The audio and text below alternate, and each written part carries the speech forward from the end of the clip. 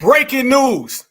We have spotted Dr. Kubar Vasquez on a banana boat coming back from his homeland of Cuba.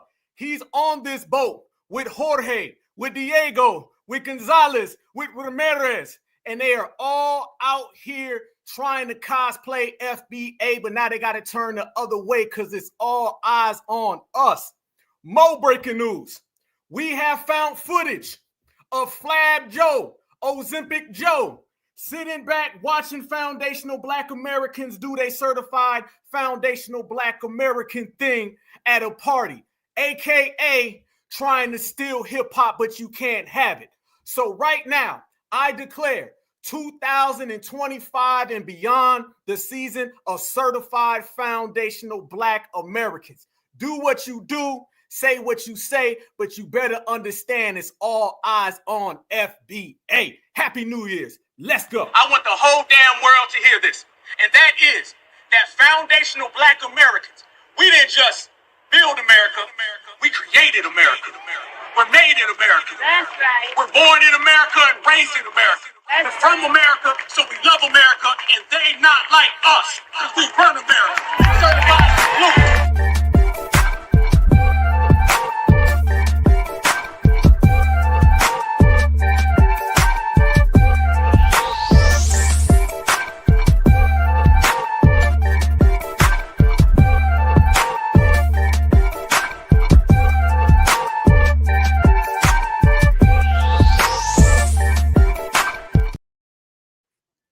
Peace and love, peace and love, peace and love.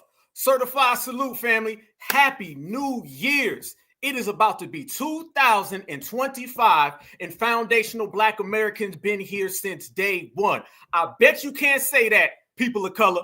It's about to be 2025, and foundational Black Americans have been here since day one, and you can't say that, scam African. You can't say that, POCs, minorities. The only people who can say that are certified foundational Black Americans. And I got a whole load of certified foundational Black Americans in the chat. So beyond all the tether alerts, because they out there, not for long, I know we got some real FBA freedmen in the house, and I need you to let me know what city, what town, what state, what region are you watching from as we bring in the new year, as we bring in this new era of certified politics, FBA business, lineage all the time. So when they round up and they hit that bell and it's time to rumble, just know FBA always wins by a knockout.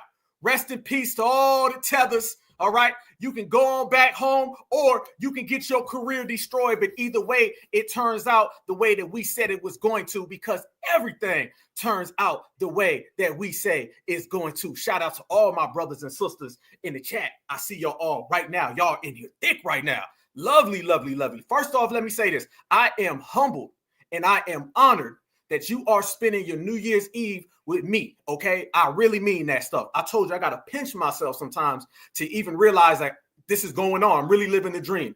Really living the dream of being an activist, the number one activist for the foundational Black American empowerment lineage grassroots movement. This is a dream come true. I always dreamt it and it really happened. So yes, dreams come true, y'all, especially when you foundational, especially when you certified. So I appreciate that, you guys. I really do. From the bottom of my heart, much respect. I see Philly, I see New Jersey, I see Mississippi in here. But more importantly, I see my family in here. And it don't matter where you're from. It doesn't matter where you at. It's all about what's right here, family. What's right here, all right? What's in your heart, what's in your soul. You feel me? And what we have in our heart and our soul is foundational Black American freedmen. That's what we got. And you see everybody out here talking reckless about us. Everybody out here hating on us. But guess what they doing? They thinking about us though, ain't they? It takes and it requires thought for you to always talk about FBA. So I'm here to let them know. Keep on talking about us, y'all. We going to get bigger. We going to get stronger. We going to get faster. You're only going to blow us up. I said before that we was going to go platinum, triple platinum, quadruple platinum. Damn that. We fixing to go diamond, y'all. We about to go diamond. Y'all notice that? This has been the year FBA. We dominated. This has been certified foundational Black American season. We run the whole yard. Damn the yard, family. All right. We run the whole country. We run the whole planet. It's all about us, and everybody knows it. Keep on talking. Come on, keep on. All you doing is making us bigger. All you doing is making us bigger. Think about when FBA first started. It was, what's FBA? Now it's, damn, run from FBA, because they bring that fire and they bring that smoke just like all of y'all do. So I'm sending the biggest New Year certified salute to the whole family tree. Every last one of y'all. We done ruined the Democratic plantation, Democratic shields. Tether Palooza is gone. We ruined the Black and Brown coalition, the minorities, the people of color. We ruined every single individual out here that came against us. Our brothers are on code, stronger than ever. Our sisters are on code, stronger than ever. Our babies are on code, stronger than ever.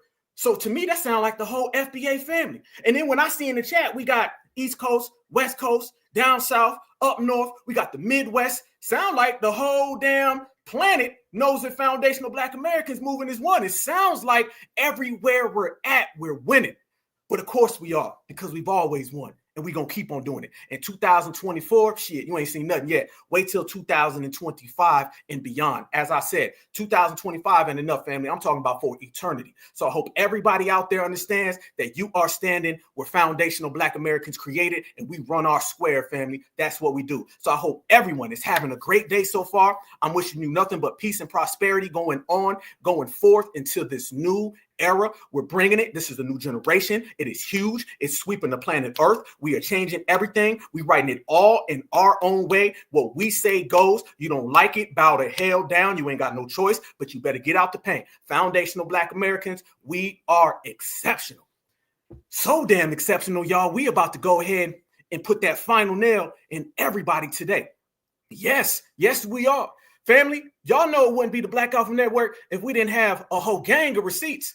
That receipt right there, that's the receipt that we was telling everybody. Didn't we say that Fat Joe was doing exactly like every single other Puerto Rican was doing? Didn't we say that they were studying foundational Black Americans? This photograph right here is the most, hands down, evidence that foundational Black Americans created hip hop. That's over with. We ain't having no debate. Ain't gonna be no, it's gonna be both of ours. We gonna keep it at my house. It ain't going to the Puerto Rican house. No. It ain't going to the Mexican house. No. It ain't going to the African, the scam African. None of y'all can have it. This is FBA. We run all of this. We taking it in full, all the way strong. So you see this man right there observing what's going on. You're gonna hear a lot of chatter. You're gonna hear a lot of talk, but just know, family, it ain't just him. No. That right there represents every single last one of them, because what I see right there is a foundational Black American party, and what I see is the Latinos in the back watching. So that's a wrap. You didn't think we had them receipts, did you? You thought you were dealing with the African American. No. What you're dealing with is the certified. And when you certified all the time. You say something, you do something, you speak something. If you think something, we gonna get the receipts. We gonna put them on that big ass jumbotron, and the whole damn world is gonna laugh at you. And right now, the whole damn world is laughing at you. We are going to put a stamp on everything that we created this generation and this season and this era. Right now, y'all, the year is coming to a close. We are in here deep as ever, and we're going to let everyone see and observe who you dealing with. And who are you dealing with? You dealing with FBA, Certified Black Society, and it's always been Certified Black Society versus everybody. And they better accept it, y'all, because we running completely strong. Check this out right here.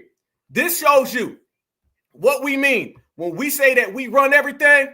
The streets are talking, and the streets are telling everybody that not only is hip hop a certified foundational Black American thing, the whole damn country is a certified foundational Black American thing. Let's go to work. People love to use sloganism, use all these terms like, well, we were all mushed together. That's how we created the culture, but never bring any documents, any information to back up their claims. And a lot of people who make these claims don't know that hip hop music isn't different from any of the Black American soul music that we've created in the past. They scrutinize it, say how it's demonic music, how we shouldn't let the youth listen to it, how it should be banned until they see how profitable it is. Then everybody had a hand in its creation.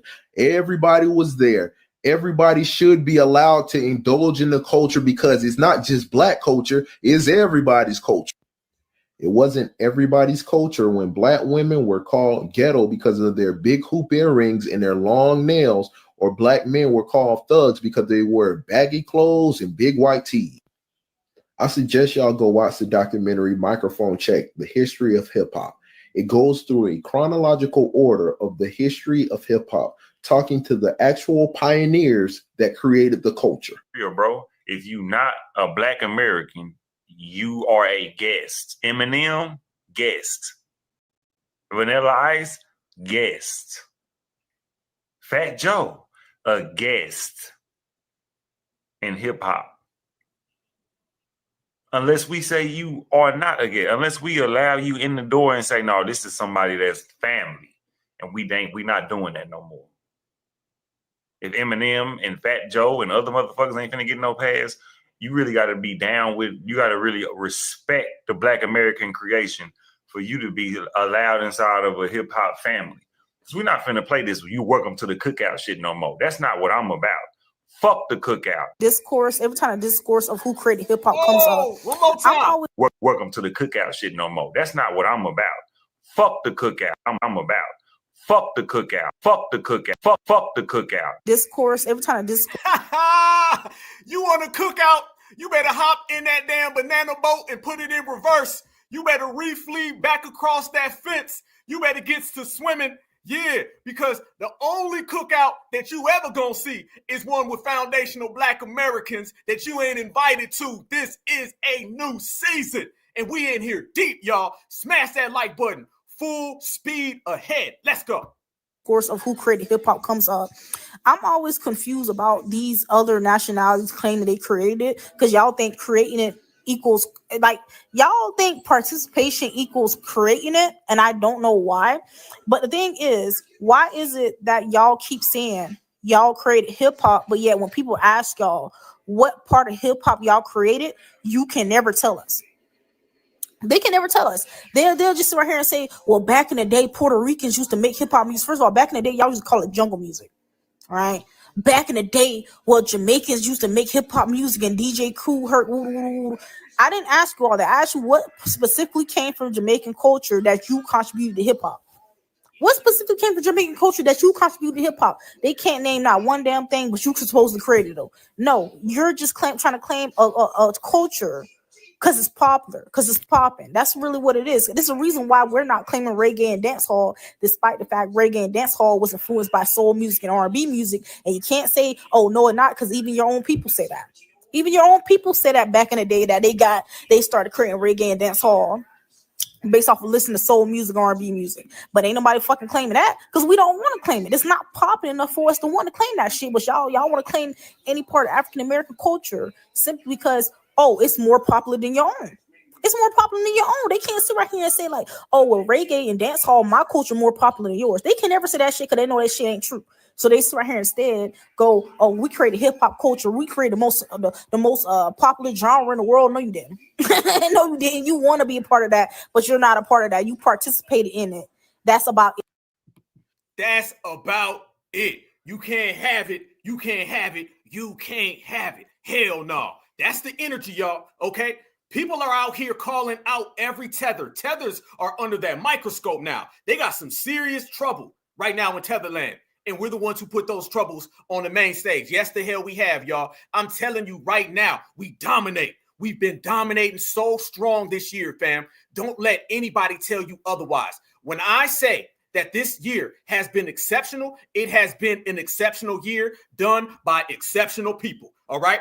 Any person who was an op has been completely exposed, has been completely ran out. We literally ran people out of America. All right. It's something serious, fam. When you running people out of America, we ran people out of America. All right. We crippled the Democratic plantation. We gonna celebrate right now. I had somebody tell me about 3 years ago, you know, when I first started, they was like, Black Alpha, the reason why we love you is because you're so positive and you walk with your head to the sky and you don't downplay and always talk about what we need to do. There's always been a bunch of activists that are like finger waggers and they lecture people, Dr. Umar. You don't get that with Certified Black Society. Y'all know right here, every Tuesday, Friday, and whenever we see each other out here in the streets, we celebrate foundational Black Americans. Family, this is New Year's, all right? We're going to celebrate this. And if you celebrate while you roast and you G-check and you regulate all in the same time, That's the FBA way, because y'all know we multitaskers, meaning that we can check somebody on the way to the bank, get the money, and come right on back. That's what we do. That's what we doing. So that's hip hop that everybody's already calling out. And we have already put the major receipt on the line, on the table, and we see it. Flab Joe, that is you watching us, homie. That ain't you participating. When we said that these people were just watching foundational Black Americans, that you see right there. They just watching foundational Black Americans. You won't see any footage of us watching them. How many times have y'all seen a photo of Black Americans in the background observing their salsa, observing their Goya powder? When have you seen a foundational Black American watching them in the background? That's a room full of us. That's our lineage, heritage, and culture. Yeah, so it's a different ball game. That's the thing they don't like about us, y'all. We have put so many receipts on the table, and I'm talking about every one of us. If you take, I don't know, 100 foundational Black Americans, just give me 100 foundational Black Americans, and we start putting receipts on the table, do you know how much we're going to change the world in the process?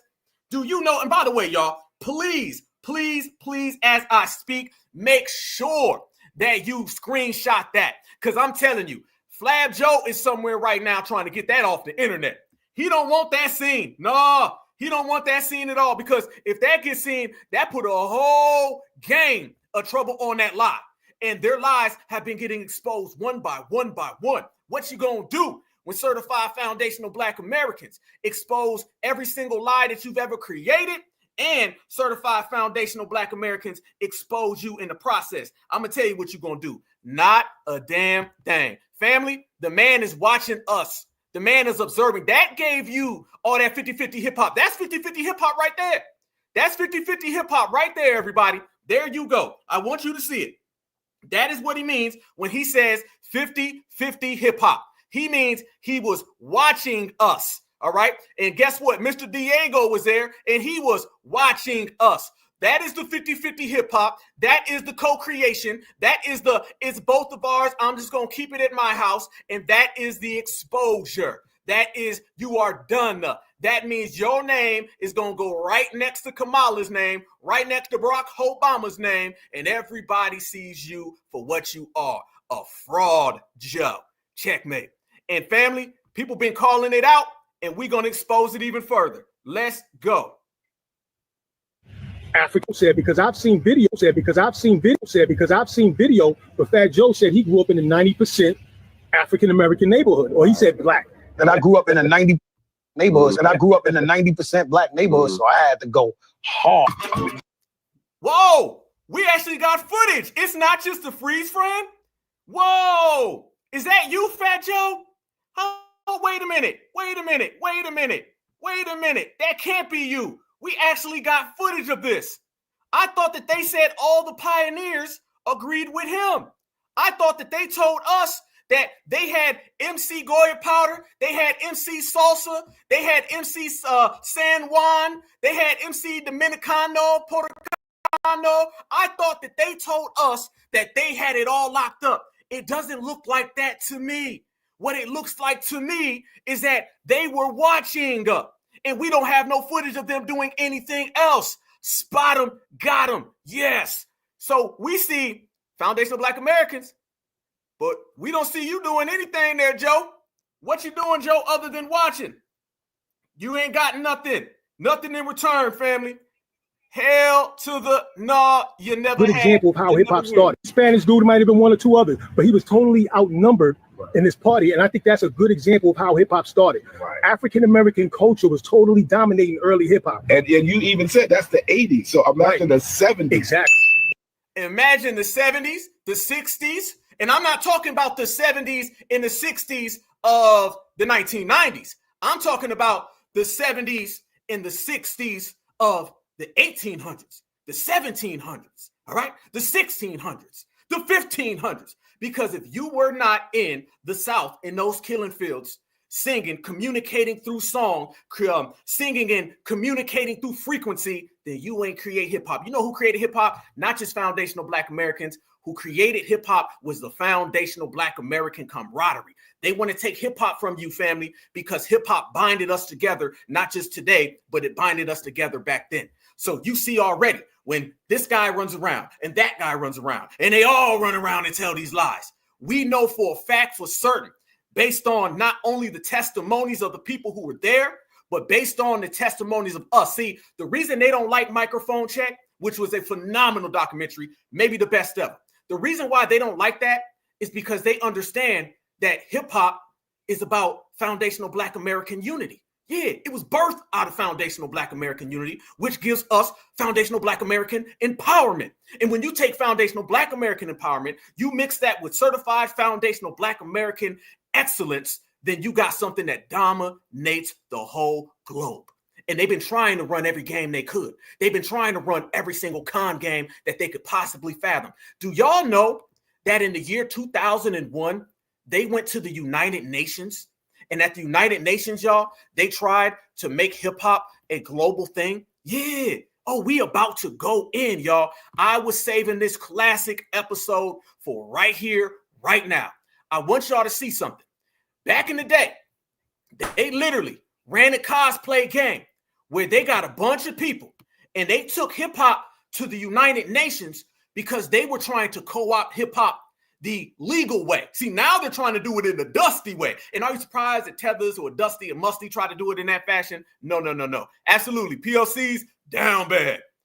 They sent KRS-One to the United Nations in 2001 with an organization called UNESCO.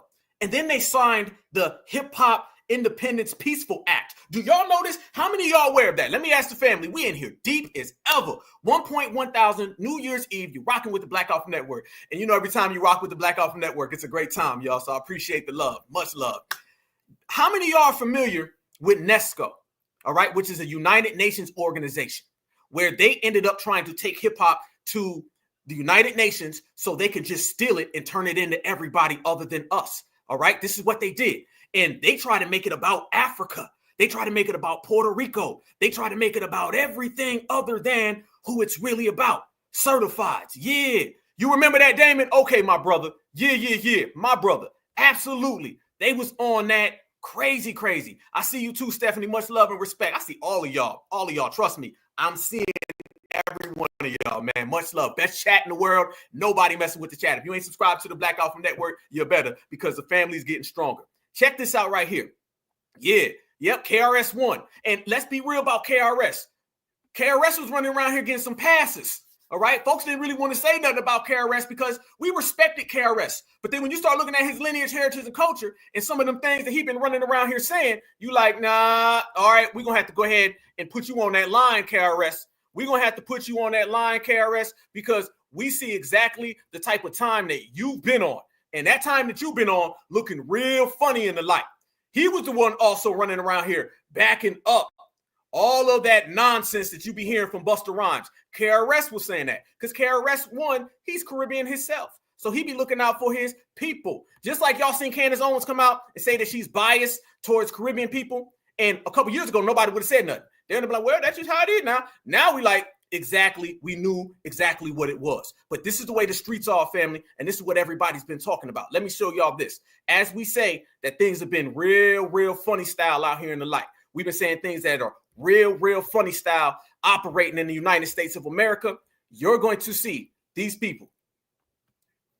You're going to see these people right here. Hold on, family. Let me pull this up. We got more people in here too right now. So while everybody's in here, I need y'all to smash that like button. This is what we're doing, family. We canceling them out. But while we got new people in here, I need every single one of y'all right now to subscribe to the Black Alpha Network. And I need every one of y'all to screenshot that right there.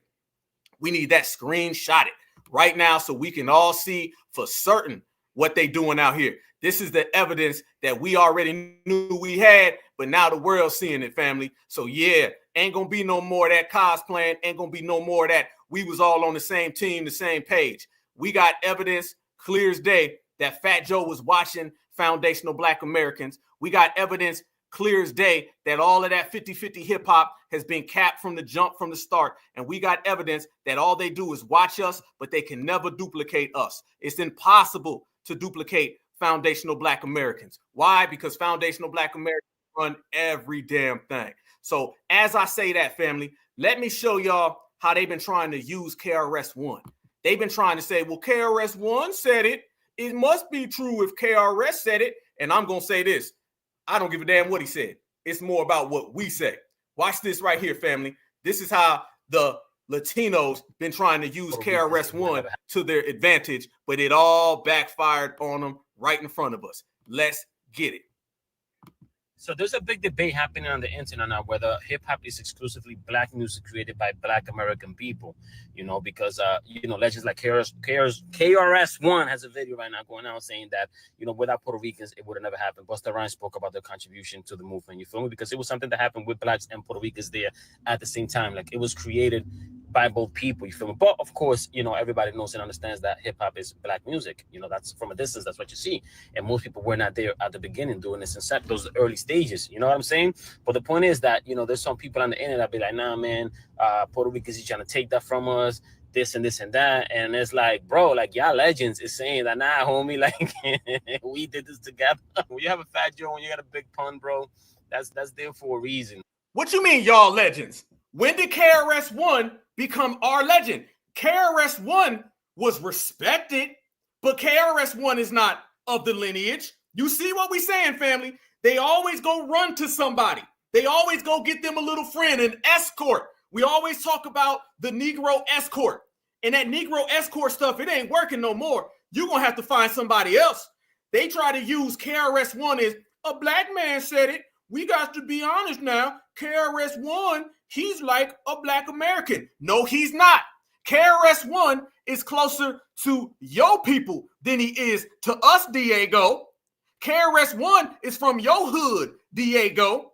KRS-One is no trump card on us, Diego, Romero, Gonzalez, Estrada. Hell no. Reason, man. That's there for a reason. There's a whole bunch of other Puerto Ricans rappers, man, that were coming up around the same time. Today, people want to downplay the Latino role in hip hop. Yep. They are so stupid.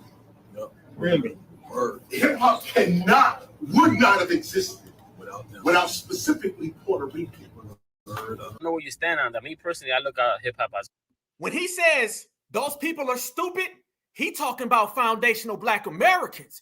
That's who he talking about, y'all. He talking about FBA when he said that right there. Yep, because who are the ones exposing it? This stuff where we're going to say these people and those people, but not put a name on it. Think about Fat Joe. What Fat Joe do? He sat there and was talking about FBA and he butchered the name. And then he starts talking about Tariq Nasheed and he was afraid to say Tariq's name. They know what it is. Walk that fine line in that damn tightrope. Walk that tightrope because you understand if you cross that line, you're going to get that smoke. And Fat Joe, you might as well just said everybody's name because we ended up penalizing you, punishing you, and giving you your eviction notice anyway. So you might as well just said the name. But notice how they sat there and ran that game, y'all. And KRS-One said these people are stupid. He was talking about FBA. This is why he is on that list. Today, people want to downplay the Latino role in hip hop. Yep. They are so stupid. Yep. Really? Hip hop would not have existed without specifically Puerto Rican. I don't know where you stand on that. Me personally, I look at hip hop as just Black music, you know, but that doesn't necessarily mean that Puerto Ricans didn't contribute to its inception. You feel me? Because there's a lot of genres of music in the world that were created by a group of people, but were popularized by another, and they just took, they just ran with it, and everybody. This man don't even know what he's saying. He said it's Black music, but Puerto Ricans contributed, and it's always been across the world. Someone else made it, and someone else made it popular. That literally is a complete contradiction. He literally made no sense at all. This is why we be saying these folks be babbling, because what they say holds no weight. He's trying to create a little wiggle room, y'all, to where now he can say something of, it's going to be both of ours. We'll just keep it at my house. Y'all notice how I keep bringing that up? That's what they're trying to do. They're trying to run that game of we'll keep it at our house. But family, it starts with that. And then if you don't check it, you'll get this. Eminem is not a guest in hip hop. I'm tired of hearing it and I'm tired of people saying it. Someone who's a guest in hip hop takes from the culture more than they give back. You know what I'm saying? Like a Post Malone or a Miley Cyrus or a Tommy Richmond or something like that. Eminem has given us 50 Cent. He's given us D12, Slaughterhouse, G-Unit. D12? D12 is a contribution to hip hop. You see what happens, y'all, when you do not check these people when it comes to our creation. That went from Busta Rhymes, Fat Joe, Puerto Ricans, to Eminem as a damn forefather of hip hop. You see what happens when we ain't on our grizzly. You see what happens when we ain't doing full-time regulating. They start spinning it, twisting it, turning it. Yeah, they went from Fat Joe to Busta Rhymes to MC Sosa, and now they talking about Eminem. Eminem. And notice what that is, y'all. That looks like a Puerto Rican guy right there. So the Puerto Rican guy started off talking about Puerto Ricans, and just like everything else, it's going to go to white. It's going to go to white. Think about it from the same aspect of voting. Y'all know how when it comes to voting, it be all about Democrats and the Latinos will always side with the dominant society. They come over here, want to be down with the dominant society. It's the same thing. It'll start with Fat Joe. It'll start with Puerto Ricans. But remember, the end game with Latinos is always going to be white. Fat Joe classifies himself as a white Latino. So are you shocked and surprised that Diego starts talking about Fat Joe? And then Gonzalez starts talking about Big Pun. And then Ramirez comes in and he starts talking about blonde hair and blue eyes. You see? So this man done gave us Eminem. And then he sat there and says, Eminem gave us 50 Cent. Dr. Dre, first off, is the one responsible for all of that. But that's another story. But you see, this man is saying Eminem is not a guest in the house of hip hop. Eminem is not a guest in hip hop. I'm tired of hearing it, and I'm tired of people saying it. Someone who's a guest in hip hop takes from the culture more than they give back. You know what I'm saying? Like a Post Malone or a Miley Cyrus or a Tommy Richmond or something like that. Eminem has given us 50 Cent. He's given us D12, Slaughterhouse, G-Unit. He's given us a lot of artists. He's inspired Kendrick Lamar, who is at the forefront of hip hop culture. He is always big up the people he's inspired by. He did a song with LL Cool J last month. Did he say Eminem gave us Kendrick Lamar? Maybe I missed that, family. I don't know if I missed. I heard some Goy powder going on. Hold on. Let me see if I heard that right. He's inspired Kendrick Lamar. Who is that? Eminem inspired Kendrick Lamar? Eminem, and it's no, Diego, stop it. He's given us a lot of artists. He's inspired Kendrick Lamar, who is at the forefront of hip hop culture. He is always big up the people he's inspired by. He did a song with LL Cool J last month. What are we talking about? This guy's been running hip hop for 25 years, but he's a guest. What kind of guest runs the house? Tell me how that works. It's crazy to me because you white. What kind of guest runs the house? Didn't we just say that it starts off with them folks wanting to come in, and then the next thing you know, they start saying that the house is theirs? He just told you. This is the difference between us now and black folks back then. I think Lord Jamar said it. Today's FBA is not yesterday's FBA. And tomorrow's 2025, damn sure ain't like anything they've seen before. Absolutely fresh. And the man starts off talking about Eminem, and then the next thing you know, he starts saying how Eminem runs the house. And haven't we all been saying that they start off saying, can we come in? And then can we come in turns into, let me just get the living room. And then I'll take the back room. Then I'll take the attic. And then I'll take the yard. And then eventually becomes, I'm the damn landlord. And they want us to pay rent. We've been saying it. They've been speaking it. Only difference is it's certified black society in this generation. We call it out every time it happens. That right there on top of all of our other receipts is another one. You can add the Fat Joe picture that we showed. You can add all of the real pioneers exposing them. But let's put that on the forefront. He told y'all that he wants to take hip hop and give it to Eminem, his W supremacy, want to be friend, okay? Because remember, the dominant society to them is they Lord and Savior. So he wants to hand it off to his Lord and Savior. And then he says Eminem runs the house. So Eminem is basically the god of rap. And didn't he say he was a rap god? Eminem said he's a rap god. This guy just said he runs the house. And all of these cosplayers are teaming up. Notice when you see a person of color and then you see the dominant society, what you see right there is a partnership. And when you see foundational black Americans, you see regulators. That's why they're running out of business. That's why they out of here. Let's keep going. You got to be a guests in hip hop. I understand it's a black culture, but let's not pretend that other cultures aren't a part of this hip hop thing now. What are we talking about? Eminem is not a guest in hip hop. I'm tired of hearing it, and I'm tired of people saying it. Get out of here, Diego. Gone.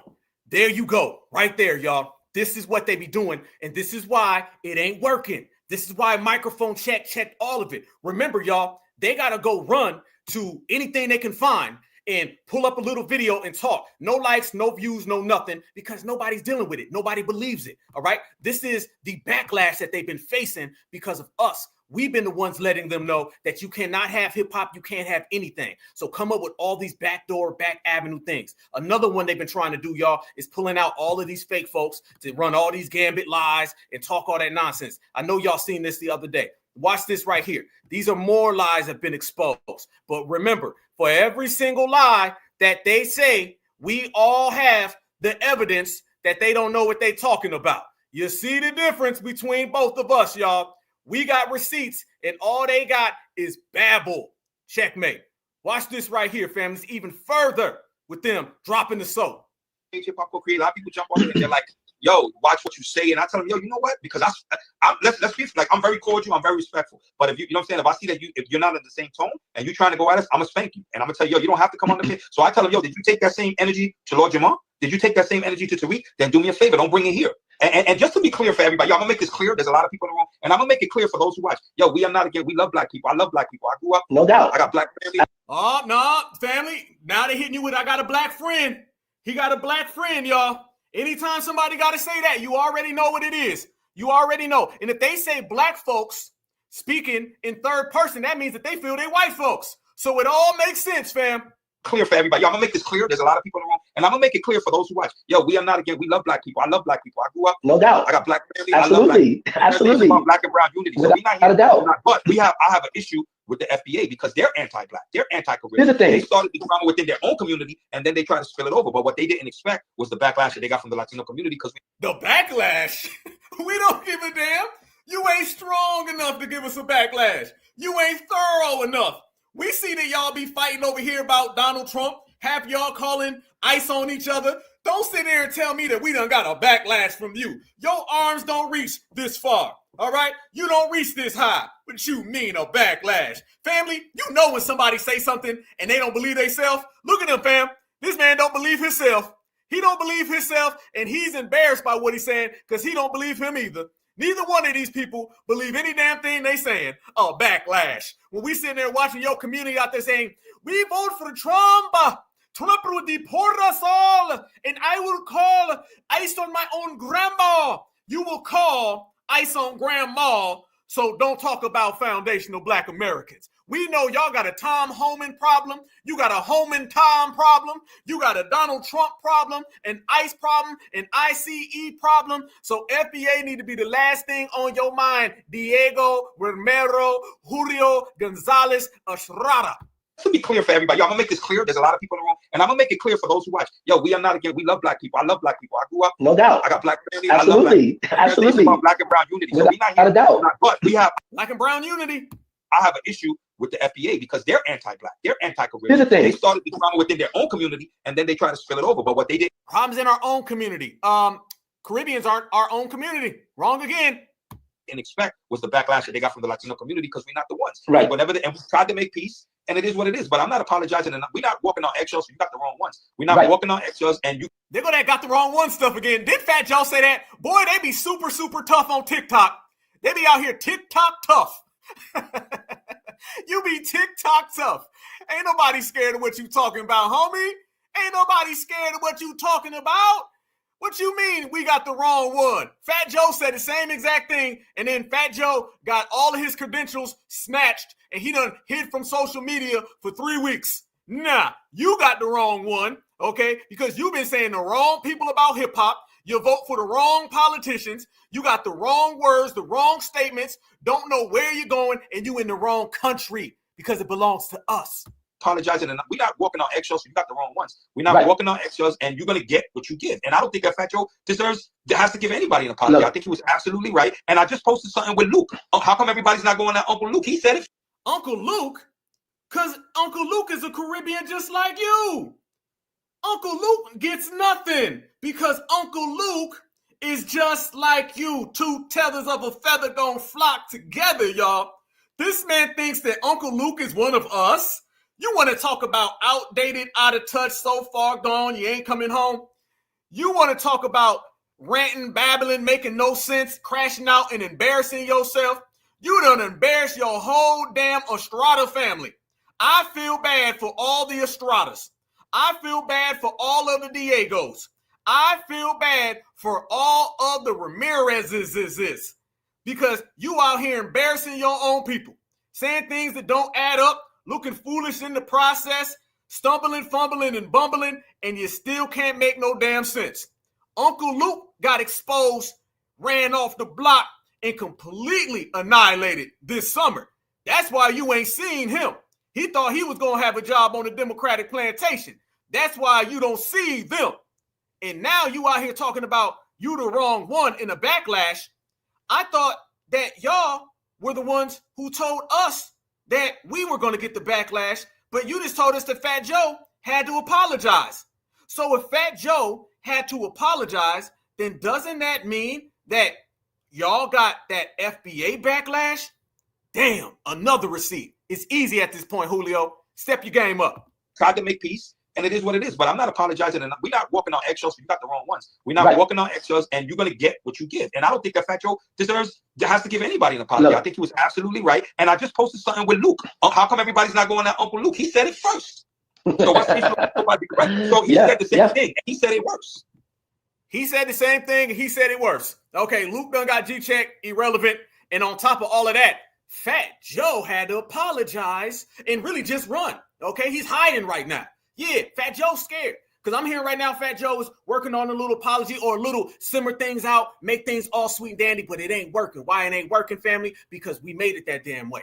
We made it to the point that they can't say nothing. We made it to the point that they got to abide by what we say. It's our country. You do as we say, family. So really what that is, y'all, that is somebody who's absolutely, positively distraught by the very fact and the very notion that they can't do nothing to us, but we can get everything they doing shut down. We can shut down their whole project, their whole platform. We can shut down every single lie. We can take all their fake pioneers, discredit all them, and put them on the I'm a Nobody tour, which they're going around from city to city and nobody showing up. So you got I'm a Nobody tour and nobody watching. So basically what I'm saying is there are a bunch of nobodies that are irrelevant, and foundational Black Americans are certified and we run the world because you are talking about us. You are apologizing to us. You are trying to get our attention. Whoever speaks and whoever is listening, there's a difference. Whoever is watching and who's performing, there's a difference. We on the main stage and they can't even get a stage. So you played yourself, Gonzalez. And so much, family, they done played themselves. I'm going to tell you the biggest problem that they have. Can I tell y'all what FBA been doing to them? Let me tell you what foundational Black Americans been doing to Flab Joe and Diego and Estrada, okay? Let me tell you what we've been doing to them. This is what we've been doing. We like to play basketball, all right? Foundational Black Americans, we run everything we do. We dominate it. Music, sports, all right? Hip-hop, like I said, we run everything. Activism. So, this is my message right here, my certified message to all of the Diegos out there, all right? All of the people who think that they created hip-hop, and we got all the receipts that expose them. And beyond exposing all of them, family, we've absolutely destroyed them. This is what we've been doing to every last one of them.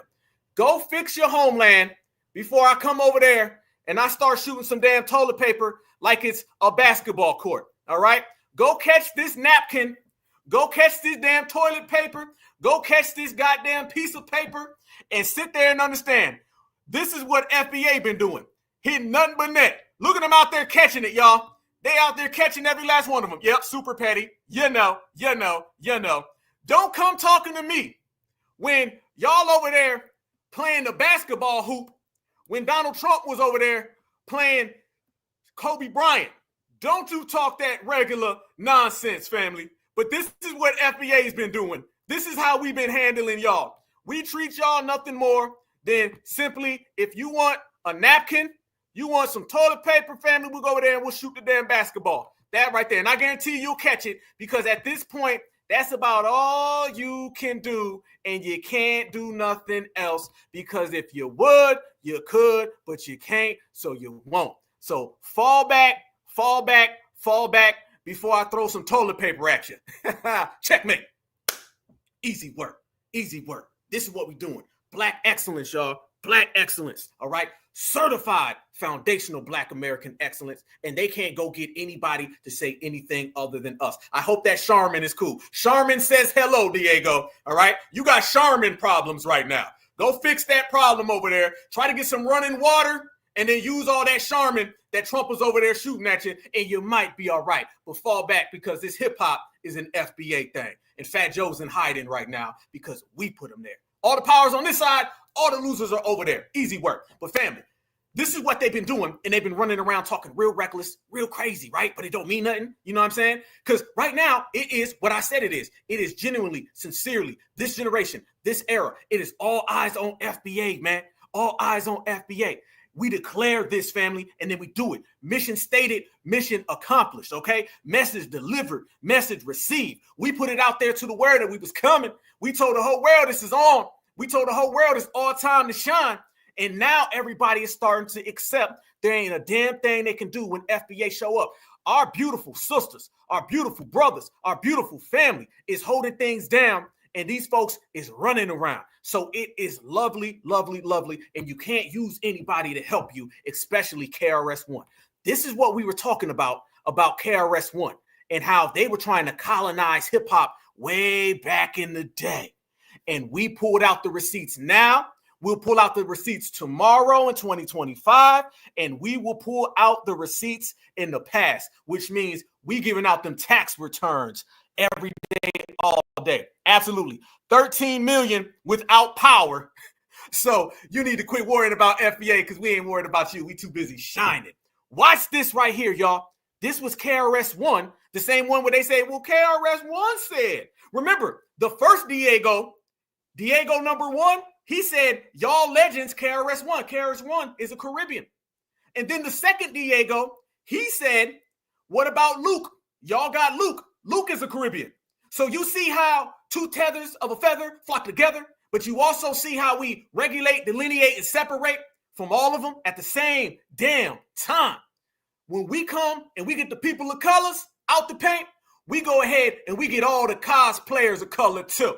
Don't matter what Crayola you are in that box, you're going to have to get that FBA regulating. That go for the people of color, blacks and browns, and all of the Caribbeans as well. Watch this right here. May 16th, 2001, we took hip-hop to the United Nations, and we declared hip-hop an international culture. Freeze. Before we go there, let me go ahead and let it be known, this is our time, y'all. Yes, indeed. Fair use. This is about teaching, scholarship, research, and commentary. Fair use, YouTube. Fair use enacted. Proceed to give them what they need. Let's go. May 16th, 2001, we took hip-hop to the United Nations, and we declared hip-hop an international culture with UNESCO. Our event is well documented. You can look it up. Everybody knows it. What it's called, UNESCO, United Nations Education, Scientific, and Cultural Organization. UNESCO said hip-hop is a world culture. They said it. We went to the United Nations to accept the world culture status. I was there, of course. I was a keynote speaker. We spoke of hip-hop being the culture. We signed something called a Hip-Hop Declaration of Peace, which the United Nations has as well. 300 delegates were there at our ceremony. It wasn't just me and a couple of my boys. Everybody showed up and documented. But hip-hop is a global culture. May 16th, 2001, we took hip-hop to the United Nations, and we declared hip-hop an international culture with UNESCO. Freeze. Who is KRS-One, someone who is from Caribbean descent, the authority to make hip hop anything other than what it is. He didn't say foundational Black American at all. He didn't say American freedman at all. I understand that people weren't saying FBA because this was back in the day during the African American. He ain't say that. He didn't say nothing about us. And who is he to declare hip hop the international culture and be the United Nations representative for us, y'all?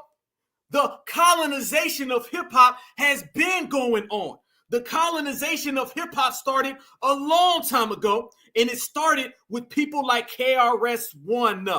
So when we say people like Drake is a colonizer, they've been colonizing it for the longest. You're going to either try to colonize foundational Black American places of living, or you're going to try to colonize foundational Black American creations, because they know they can't run up in Georgia. They know they can't run up in Alabama. They know they can't run up on no foundational Black American in New York City, in New Jersey, in Pennsylvania, in Michigan, in Ohio. No. Illinois, Indiana, California. No. They know damn well they can't run up on no certified foundational Black American in Texas. Can't do it.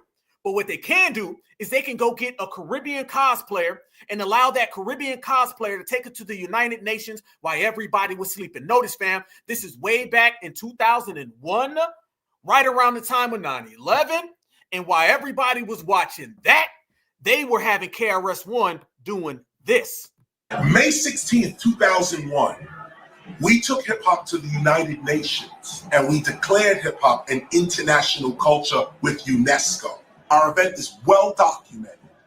You can look it up. Everybody knows it. What it's called, UNESCO, United Nations Education, Scientific, and Cultural Organization. UNESCO said hip-hop is a world culture. They said it. We went to the United Nations to accept the world culture status. I was there, of course. I was a keynote speaker. We spoke of hip-hop being the, of course. I was a keynote speaker. The world culture status. I was there, of course. I was a keynote speaker. Look how proud he was, y'all.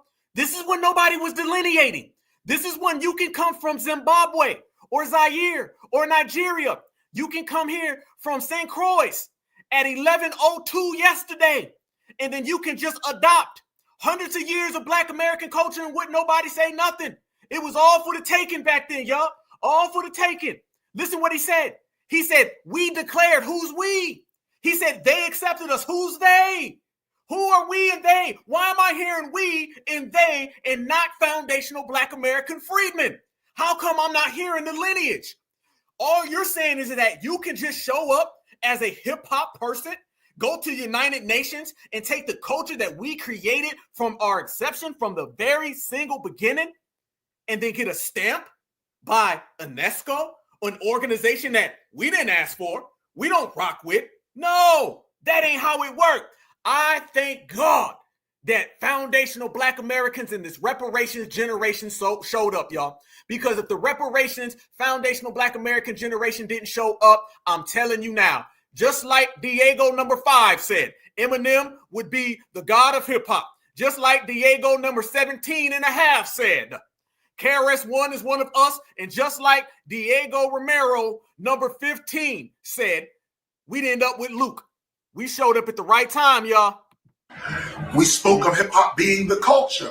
We signed something called a Hip-Hop Declaration of Peace, which the United Nations has as well. 300 Hip-Hop Declaration of Peace? What the heck? Why we need that? Ain't that some low-key way of saying, y'all know how violent y'all's is? Let's make a hip-hop of peace. Family, this is how they colonize people. This is colonization right here. You're watching colonization. It starts off with strange nobodies showing up, signing a hip-hop declaration of peace. When the hell did we need that?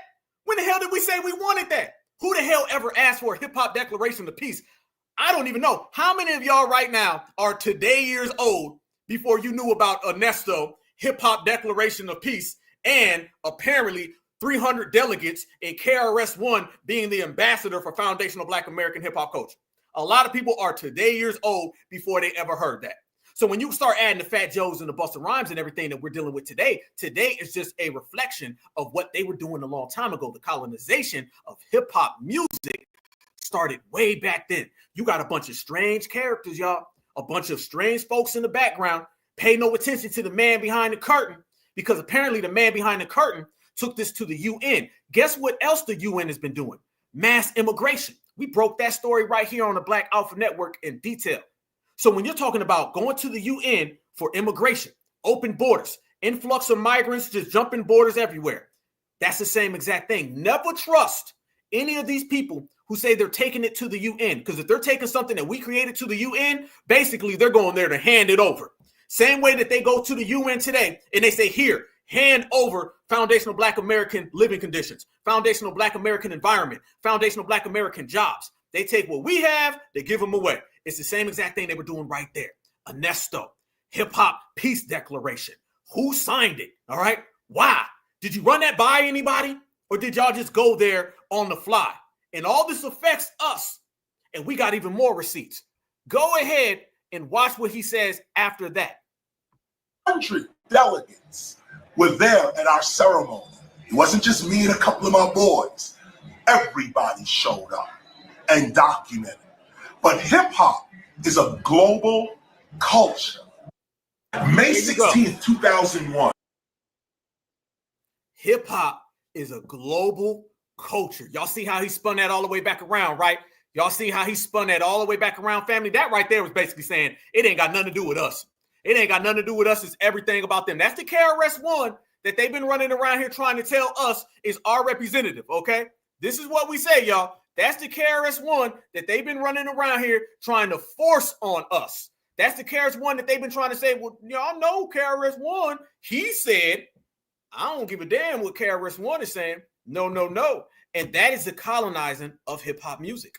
That is the colonizing of the culture. Yes, indeed. Right here again. There you go. Y'all want to talk about people who've been out here colonizing? There you go. It starts off with UNESCO, and then somehow it turns all the way into Aubrey. And by the way, that is funny as hell. And you can go ahead and put Drake's name on that list of an individual that ran into that certified foundational Black American energy this year, okay? Because he completely got mollywopped. Like I said, Kendrick, you made the song, but it was all based on the foundational Black American energy that got that man completely out of there. Colonizing. But it was way before the song. It was way before then. And just for more receipts on KRS-One, y'all, we can go ahead and put this on the line right then and there. KRS-One, y'all, his biological father, who was not involved in his upbringing, was from the Caribbean island of Barbados. Barbados telling us that hip hop is an international culture. Notice that they don't say any of these other people are from an international culture. How come they don't do that with nowadays rock and roll? And I stress nowadays rock and roll because y'all know the original rock and roll inventors and creators are foundational Black Americans. However, notice that they don't say a damn thing about any of that, right? Yeah, it's only when you talk about FBA do they want to go ahead and run that game. Yep. So this is what we see with them there clearly. But let's go there, y'all. Since we here, since we putting receipts on the table, y'all know one thing we don't do. We don't do anything halfway. We're going to do it. We're going to do it all the goddamn way. We're going to put it on the line, all the way on the line, all the receipts that we bring, family. We're going to go, let's go check out Ernesto. Let me show y'all what the Ernesto that he's talking about. And I'm telling you now, when you look at this Ernesto that they secretly went to and signed a declaration of peace for foundational Black American hip hop and declared it an international culture and did all types of incentives. And they really even took it further than incentives. They put in clauses and declarations and pretty much made our energy something that doesn't belong to us, but they put paperwork on it, y'all. Let's go to Ernesto and find out. But before we do that, y'all, I need every certified foundational Black American in the building to smash that like button. Smash that like button. I have an announcement that I want to make to the whole family who's in here right now. The family that I love with a passion. Y'all know I do. Y'all know I do. Y'all know I do. And I want to say this to everybody as we declare this. Since we want to talk about declaring, we hereby declare this year and everything beyond foundational Black American season. Yes, we do. And it wouldn't be, proper if I didn't share this with everybody. Family, y'all, we just cracked 20,000 subscribers. So I applaud you guys. I applaud every single one of you guys. Thank you for making this happen. I'm telling you right now, I promise I will continue to pull every piece of energy I have and put it all on the line, put my heart into this, heart and soul, and just continue to grow with us, family. We're going to go out there. We're going to speak our minds, all of us together, and we're going to grow as people. We're going to grow as people, and then we will grow as a community, and we'll grow as a generation together. So that's the individual, that's the collective, and that's all of us as the FBA family, y'all. We're just going to continue to speak what needs to be said, put our energy out in the world, and grow together, all right? And that's what we're going to do as a generation. So I thank every single one of you guys. 20,000 right here, and it couldn't be more fitting to crack that 20,000 in the last few hours of 2024. And let me tell y'all, I respect everybody. I'm one of the only people. This is not a monetized channel. I've told y'all before, I'm not here to be talking to y'all and then an ad pop in. I'm not going to be talking to my brother or talking to my mother. And thank you. I appreciate you. Thank you so much. Thank you so much. And that's not how I want to come. My very, very first time speaking to the world, when I told everybody, I said, we're going to be on the front line of everything. We're going to always speak the real. No matter what happens, we will be there from election to politics, hate crimes. We've been all around the country. I'm so blessed to go across this country as an activist and speak on behalf of foundational Black Americans and be the voice for the voiceless, or to be the voice for everybody that relates to. So I pride myself on having that real Tupac DMX energy where people don't just like me, they love me, and I hit you right here in the soul, man, because you guys hit me right here. So if it's that energy, family, where it's love from you guys to me and it's me to you, then we always win and we conquer everything. So I appreciate you guys. Applaud y'all. 20,000 the last few hours left. I told everybody we'd be there. I can't wait to see all of you guys as well. I've met a lot of you already, and I just can't wait, man. It's a beautiful thing. So thank every single one of you guys, because like I said, this is not a monetized channel at all. I won't be talking to my mama and then an ad pop in when I'm talking to my mama. All right, I don't want to be talking to my brother and then the ad pop in. You know what I'm saying? Talking to my wife and then the ad pop in.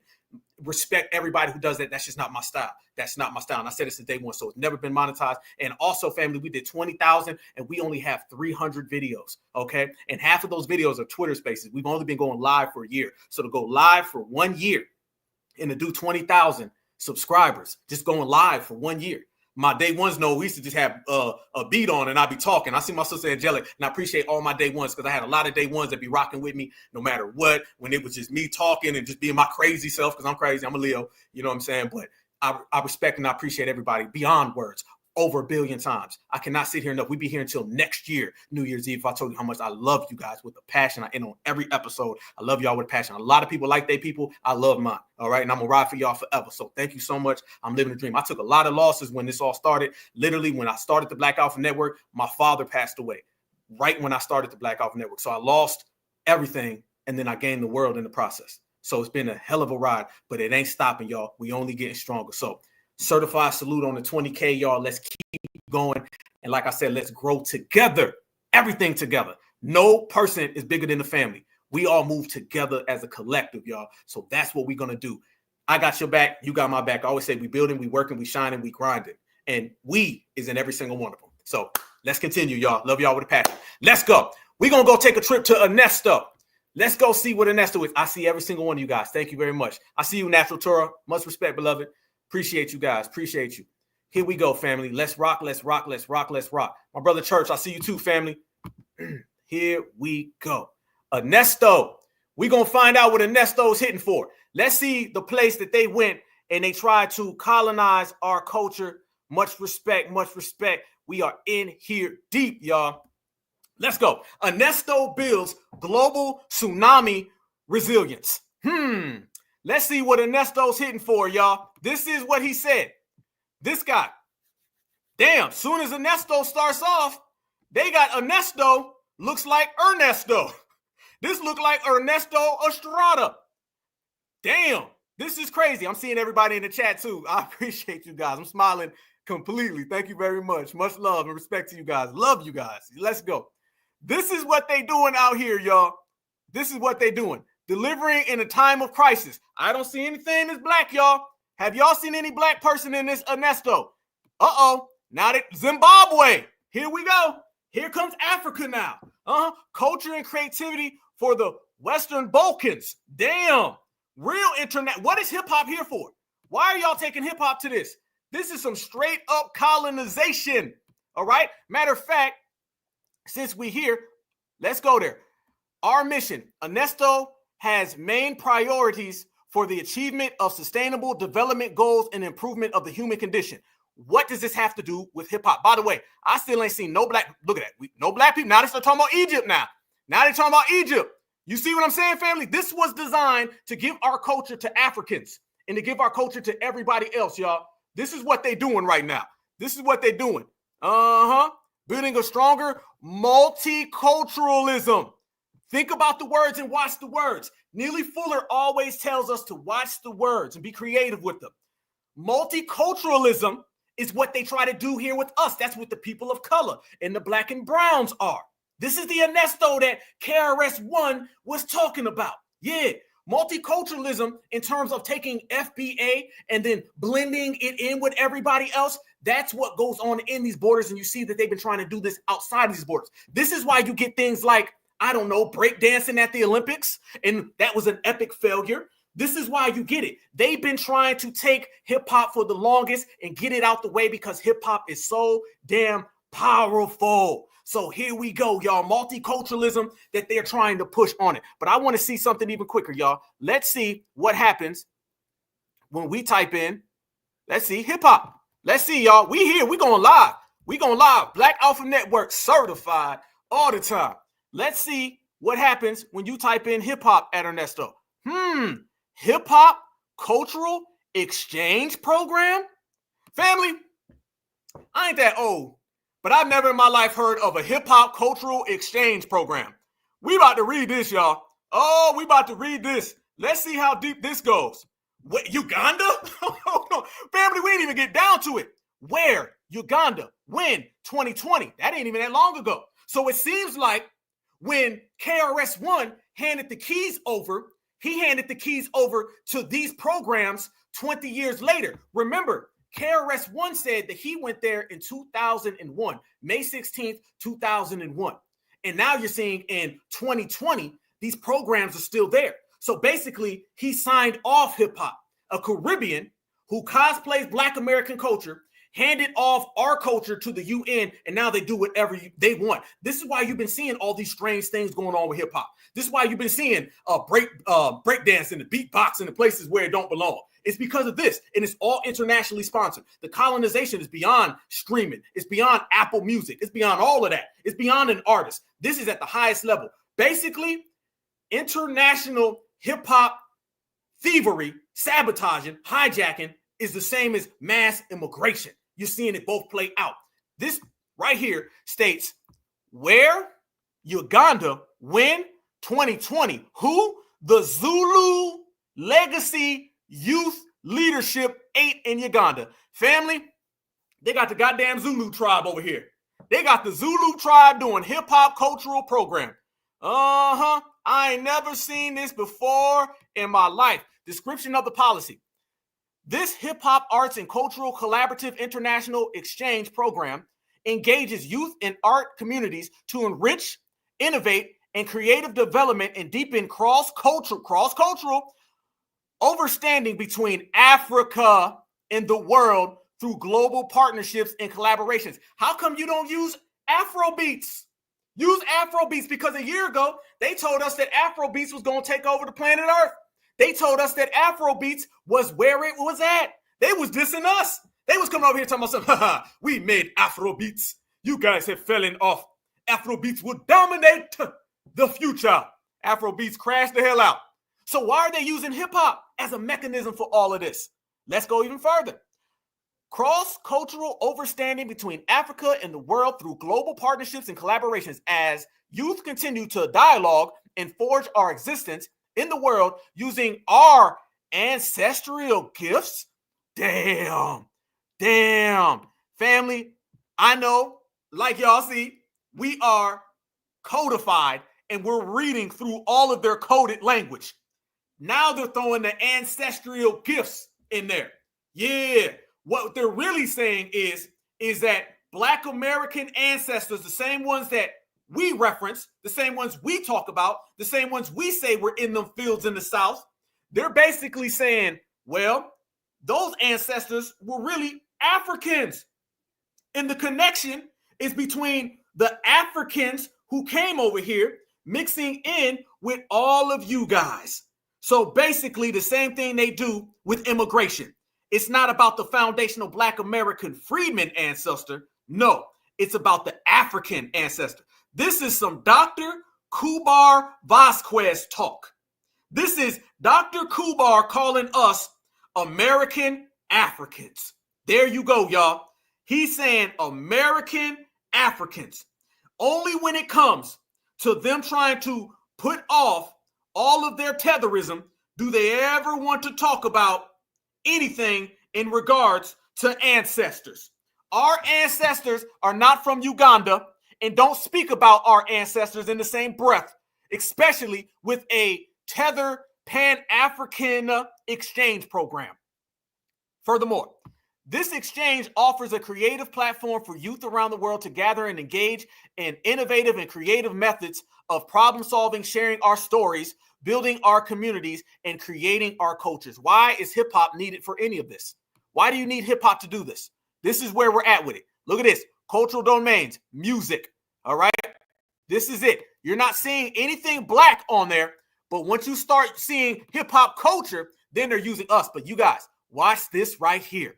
This is going to tell you everything about this program. Watch this, family. This cultural exchange led to the creation and organizing hip-hop culture events such as Hit the Beat Camp, youth leadership and entrepreneur camps, among others. They is an enriched and transformation of many youth in East Africa since the initiation of the tour, which is evident through the stories they tell. What stories are they talking about? This hip-hop exchange has managed to bring youth in East Africa on one platform, hip-hop, to embrace our diversities and celebrate our heritage. Celebrate your heritage using our culture, but not acknowledging us, and doing it with people like KRS-One, who is from Barbados. That is what he was referencing. That is what he was explaining. And those are the receipts. Damn, y'all. That goes to show you exactly how long they've been playing this game and why we're not allowing people like KRS-One. Okay. And the reason why we bring that up, especially about KRS-One, is because they did all that back in the day, and apparently they still have these programs. But remember this, y'all. They still using KRS-One right now as an excuse. So I'm just being real because this is what we do over here, y'all. We keep it all the way real. This is why we're going to have to go ahead and check KRS-One's energy, okay? First off, remember, he said there's people out there who are stupid if they don't believe Puerto Ricans created hip-hop. So he threw the first shot at us, all right? Then on top of him throwing that shot at us, he followed right back around, and then he said, well, on top of all of that, Puerto Ricans created hip-hop, and all the Puerto Ricans use him as some type of royal flush against us. So, yeah, we got to go ahead and put that check on KRS-One. That's what we got to do. But let me show y'all that hip-hop declaration. You don't put half the receipts on the table. You put all the receipts on the table. And that's what we're going to do. Look at this right here. This individual declaration that they mentioned, y'all, this is going to blow your mind. Look at all of this that they wrote. Temple of Hip Hop, Ministry Archive, School, Society. Look at this. Hip Hop Declaration of Peace. This is what KRS-One signed without talking to us about it, never mentioning Black American culture. Watch this, y'all. The Hip Hop Declaration of Peace was presented to the United Nations. Let me make this big for the family so y'all can see what we're dealing with up in here. Here we go. The Hip Hop Declaration of Peace was presented to the United Nations on May 16th. We got receipts. That's the same exact date that KRS-One said. It was signatured by various organizations such as Temple of Hip Hop. Now, we in here deep right now, family. 1.7 thousand, New Year's Eve. Last few hours of 2024. And I need y'all to tell me, who is Temples of Hip Hop? Can somebody do a little search for me and let me know what that is? Somebody let me know. We in here deep right now. I need some help from the family because, like I said, we ride together. We shine together. I don't know who that is. I've never heard of the Temples of Hip Hop. Remember, when KRS-One was talking, He just breezed through it. He says, not just me and some of my homies, we was in there deep. I've never heard of this. Look who else was there. Ribbons International. Can you guys let me know who that is? I don't know who that is either. No. Ribbons International. Yeah, I see you in the chat. Yeah, Tommy Sotomayor. Yeah, me and my brother Sage checked him and ran him off of Twitter a long time ago. And he's another one of them. You ain't lying. Look at this next one. UNESCO and also by 300 hip-hop activists. What's a hip-hop activist? What is a hip-hop activist? Well, I don't know what makes you a hip-hop activist. Hip-hop is a culture. You can be, technically, I listen to hip-hop. I can be a hip-hop activist. I mean, what do you rap to people? Like, I don't understand it. You're basically saying hip-hop is like your job, all right? Are you a rapper / activist? Is your activism somewhere? And then look right after that, y'all. 300 hip-hop activists and pioneers. Now, remember, according to them, the pioneers are all Puerto Rican. So you got to be very careful when they start using this type of language. We don't know what that means. We don't know what none of that means. Hell to the no. And the UN delegates. There you go. In the first place, this document recognizes hip hop as an international culture of peace and prosperity. It also it is also a set of principles which advise all hip hoppers. Family, y'all gonna laugh because throughout this whole declaration, they refer to us as hip hoppers. Hippity hip hoppers. This is what they tell us through this whole thing, y'all. They keep calling us hip hoppers. This is what they say. They call us all hip hoppers.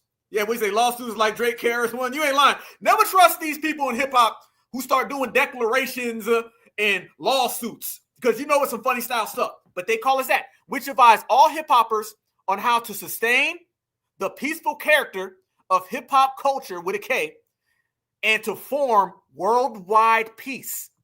Worldwide peace. So we're basically being lectured on worldwide peace. Why don't they have this for the supremacists?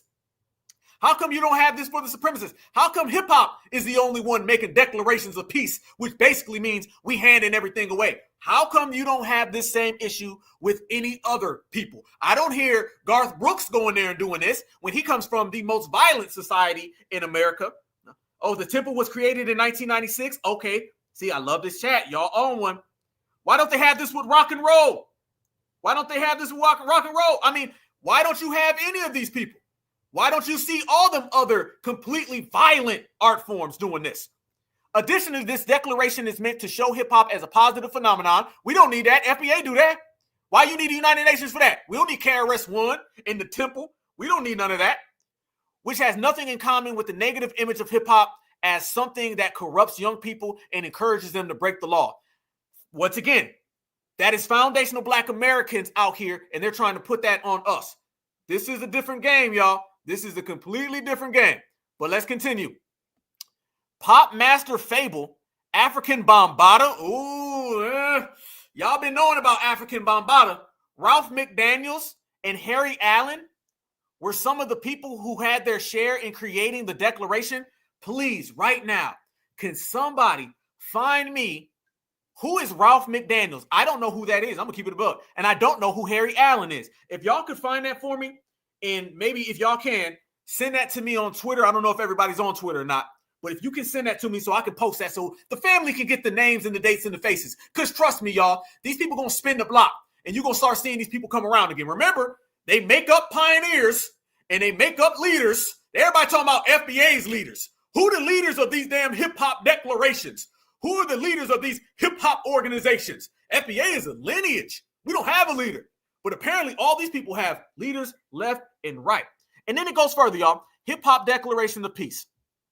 And family, they got principles. The first principle, hip-hop is a term that describes our independent collective consciousness. How can y'all ever say that? Once again, not talking about foundational Black Americans, though. Not talking about that. Okay, Harry Allen is connected to Public Enemy. Okay, all right. Ralph McDaniels, the guy from the music video of The Box. Wow. Boy, y'all be on it. Woo, y'all ice cold out here in the streets. Appreciate that, sister. Appreciate that, brother. Okay. Yeah, okay, I'm getting all right, family. Read the 16th principle. We rocking. Let's go. We in here super deep. Let's get it, y'all. Exposing. You're going to get this only right here on the Black Alpha Network. All right, and if anybody else does it, they don't do it with all of you guys. So we rocking differently. All right. Okay, so breaking, MCing, graffiti. All this is FBA culture. Street fashion. Y'all know it's FBA culture, street fashion, street language, street knowledge. Who built the streets? We built the streets. That's all because of us. Come on, y'all know that's all because of us. We built the streets. They just basically said everything. Look at this right here, y'all. Look at this. All of that is FBA culture. But there ain't no foundational Black Americans putting stamps on this. Look at that.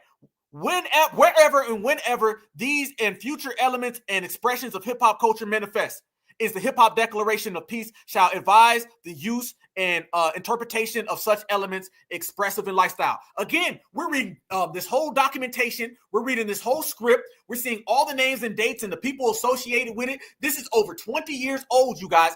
Fitting that we did this broadcast tonight, you guys. We, as I say we, all of us, we're doing this broadcast together tonight, fitting on New Year's Eve, talking about documentation that has not really been spoken of that came out in 2001.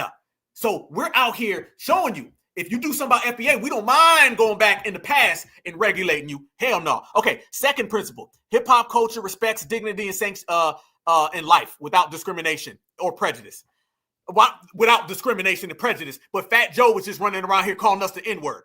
Fat Joe was just running around here calling us the N-word left and right. Let me see y'all face. So they sit here and KRS-One calls us stupid because we said that Puerto Ricans did not create hip hop. He throws a stray at FBA, right? KRS-One wrote and helped with this Declaration of Peace. This Declaration of Peace says that they're about being all together, unified with no discrimination. Okay. But then Fat Joe sits there and calls us broke and says all of these things and throws out the N-word 100 times. Really? So they're not abiding by none of that because, like we already knew, all of this is nothing but cap. All of this is the front. All of this is exposed. Get out of here with that. Here we go. Furthermore, third principle, hip hop respects laws and agreements of its culture, its country. The country is foundational Black America. Come on. Come on. They're leaving it out. They're using all of our language, all of our words, acknowledging our country, still not saying us. Principle 4. Hip-hop is a term that describes independent collective consciousness. No, it's not. No, it's not. No, it's not. That is not where hip-hop came from. They're rewriting our culture. I'm so glad Microphone Check came out. Family, a world without Microphone Check, they be pushing this stuff. Okay? A consciousness, a way of life. You talk about brotherhood, manhood, sisterhood, womanhood, child and family. Okay. The fifth principle, the ability to define, defend, and educate ourselves is encouraged, developed, preserved, protected, promoted as a means toward peace and prosperity. Family, this is all stuff FBA been doing for a long time. And there go the word again. Hip-hoppers. Hip-hoppers, that's what they call us, y'all. Not freedmen, not Black Americans. Nope, hip-hoppers are encouraged to always present their best work and ideas. Man, that third grade stuff. Sixth principle. Hip-hop culture honors no relationship, person, event, act, or otherwise where the preservation and further development of hip-hop's culture, principles, and elements are not considered or respected. There you go. Listen to this right here, y'all. They violated their own lie. Hip-hop culture honors no relationship, 50-50 Latinos, person, Fat Joe, event, back in the Bronx in the 1970s, act or otherwise where the preservation and further development of hip-hop culture, principles, and elements are not considered or respected. So basically, all of that 50-50 talk, we all friends, we all gonna get along, and Puerto Ricans was there in the beginning. All of that right there is what they're trying to lie about. And even in this garbage principle declaration, it further shows that that was all a lie. Because what they're doing here is they're opening the floodgates for anybody to just come in because they do not apply that to us. This is just like immigration. This ain't nothing but hip-hop immigration, y'all. This is hip-hop immigration. Absolutely. And why do they keep spelling all this with a K? Are they trying to be yo, yo, yo? What's up, dog? It's a G-dog on a fly tip. You see what they're doing? Hip-hop culture with a K and then calling us hip-hoppers? Hell no. This is some C-O-O-N. It looked like this got Caribbean fingerprints all over it. The essence of hip-hop is beyond entertainment. That's we can read all these. Seventh principle, eighth principle. Companies, corporations, non- and not-for-profit organizations, as well as individuals and groups that are clearly benefiting from the use, interpretation, and or exploitation of the term hip-hop, i.e. hip-hop, and the expressions and terminologies of hip hop are encouraged to commission and employ a full-time or part-time hip hop cultural specialist to interpret and answer sensitive cultural questions regarding the principles and proper presentations of hip hop elements and culture relative to business, individuals, organizations, communities, cities, as well as other communities. Right there, basically, family, that is everything that they try to flip on us. So basically, they lie and they use organizations and they tell different stories and they make up their own past and then they just leave us out. But they're saying right here, don't do that to us now. This was basically them smoothing everything out and allowing the tethers to come in. Ninth principle, May 3rd is Rap Music Day. Look at this. Hip-hoppers, I never even heard no damn May 3rd is Rap Music Day. Hip-hoppers, hippity-dee-bop, hip-hoppers, hippity-bee-bop, bop, bop, bop, bop, hip-hoppers. Hip-hoppers, family, they might as well just say, yo, yo, yo, dog. What's up, Wody? All Wodies and all home dogs and all yo-yo-yos are encouraged, if this ain't some backdoor trash if I've ever seen it. Hip-hoppers are encouraged to dedicate their time and talent to self-development.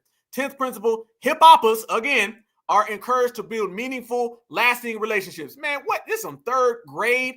What they gonna say next? Hip-hoppers need to brush their teeth before breakfast. 11th principle, hip-hop community exists as an international culture. There you go. The hip-hop community exists as an international culture. Remember, y'all, they don't just mean international in terms of leaving America. They also mean international in terms of right here when they get here to our country. See the damn difference. 12th principle, hip-hop culture does not intentionally or voluntarily participate in any form of hate. 13th principle, hip-hop culture rejects immature impulse.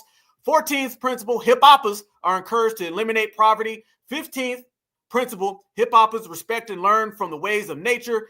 16th principle, hip-hoppers, pioneers, legends, teachers, elders, and ancestors shall not be. Oh, I see why you told me to read this one, family. Hip-hop's pioneers, legends, teachers, elders, and ancestors shall not be inaccurately quoted, misrepresented, or disrespected at any time.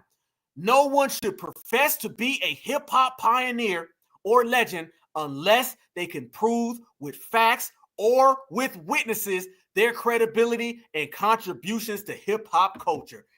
Damn! Checkmate, checkmate, checkmate. I appreciate you for telling me to read that one. I be damned. Right there, y'all. That is a complete, utter contradiction, violation of what we spoke on. That right there is a complete, utter lie, exposure of everything that they've said. That right there is a complete and utter exposure of every damn thing that they've been trying to run on us. I be damned, because guess what, y'all? That's exactly what they do. That's exactly what they say. That is exactly how they've been trying to run this game on foundational Black Americans. Yeah. So it's funny how they'll sit there and say all of that, but then they'll turn around and then they'll say things like, well, however, anybody who was in microphone check, they was just lying. Lord Jamar, you just lying. Tariq Nasheed, you not really from here. Y'all see what they doing, right? Y'all see what they just did. They literally flip-flop on their own declaration, which basically confirms to us that their declaration was trash in the first place. Checkmate. And then they run through all of those other principles. So that right there, family, is us exposing them. They don't like that. They don't like y'all. They don't like me. They don't like nothing we're doing right now, because we're showing and we're exposing and highlighting every single lie going way back all the way to right now. This is how extra special we are, y'all. They done for. They done for. They don't like us. Oh, by the way, they wrote all that. They went to the United Nations. They come up with everything, and microphones check still wrecked all of that in one documentary. So they can run to the authorities. They can come up with 100 different principles. They can call us hip-hoppers and spell culture with a damn K. They can yo all they want to. And microphone check wreck all that with one showing. I'll be damned. You see what FBA can do? We can get people out the paint one time, easy work. This right here, and I appreciate you, family, for sending me this. This is the Harry Allen guy right here. This is the Harry Allen dude. They say that he's African-American. I don't know what that means, but I don't know, dog. Yeah, I don't know. I'm gonna keep it real simple with this right here, family. I don't know. I don't know the lineage of this dude. I don't know. I'm just saying, KRS-One, he out there running around. KRS-One is out here looking real Barbados-ish, kicking real Barbados energy. Dude right here, we don't know yet. All right, this the energy could be way the hell off.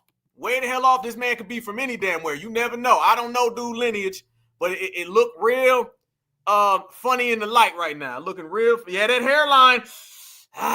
Y'all ain't lying, man. I'm getting some hairline questions. What y'all said before? Y'all said the hairline never lies. Yep. Yeah. Y'all about to make me hit this alert. I'm about to hit this alert. I see y'all there tell me to hit the alert. If I get confirmation, trust me, we're going to hit that alert so damn fast. But yeah, it looked real funny in the light, y'all. That hairline looking super suspect. Super suspect hairline. I mean, damn. You seen already. KRS is out there, and we know that his lineage is super funny style. So yeah, I don't know about this guy at all. You said hit the alarm? Yeah. You said that's a whole African. Yep, that's a whole African. Yeah, hairline too far back. You know what? Damn it. Since this is New Year's, this is at least going to be, it's just a tether alert. It's just a tether alert. So I think we do need to alert the family that we may be dealing with a tether. Tether alert activated.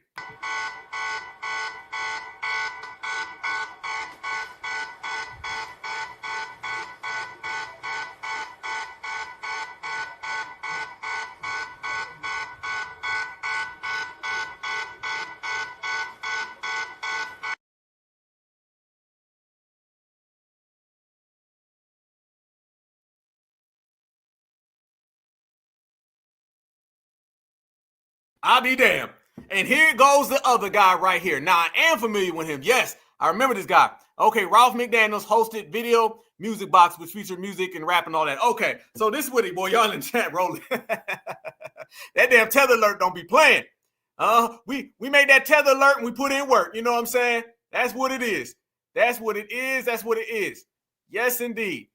Yep. Yeah, you ain't lying. You got to be real careful. Because y'all know they be running around here talking about something. Don't I look like Usher? I look just like Usher. No, don't I look very, very much like Whitney Houston. No, the hell you don't. You don't look like Houston Whitney. No, you don't look like Whitney Houston. You look like Whitney San Antonio. You got people running around here talking about they look like Whitney Houston. They look like Whitney El Paso. You better get on and out of here with that one. Hell to the no. Yes. So that's it right there. You already know.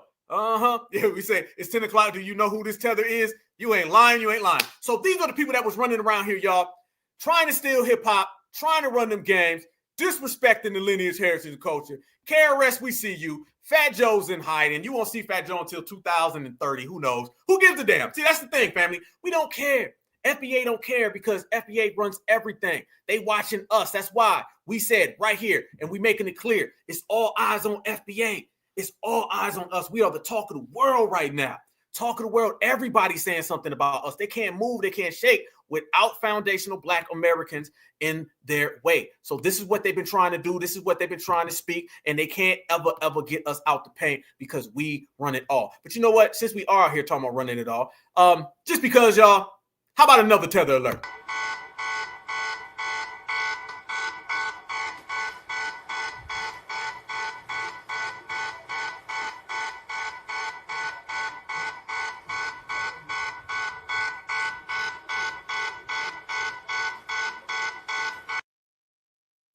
They've been running around here, y'all, saying some crazy things out here in the world.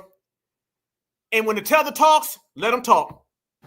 A family traveling home for Christmas has just been kidnapped along Isu Road, Oka, Anambra State. On their way to their hometown has been kidnapped.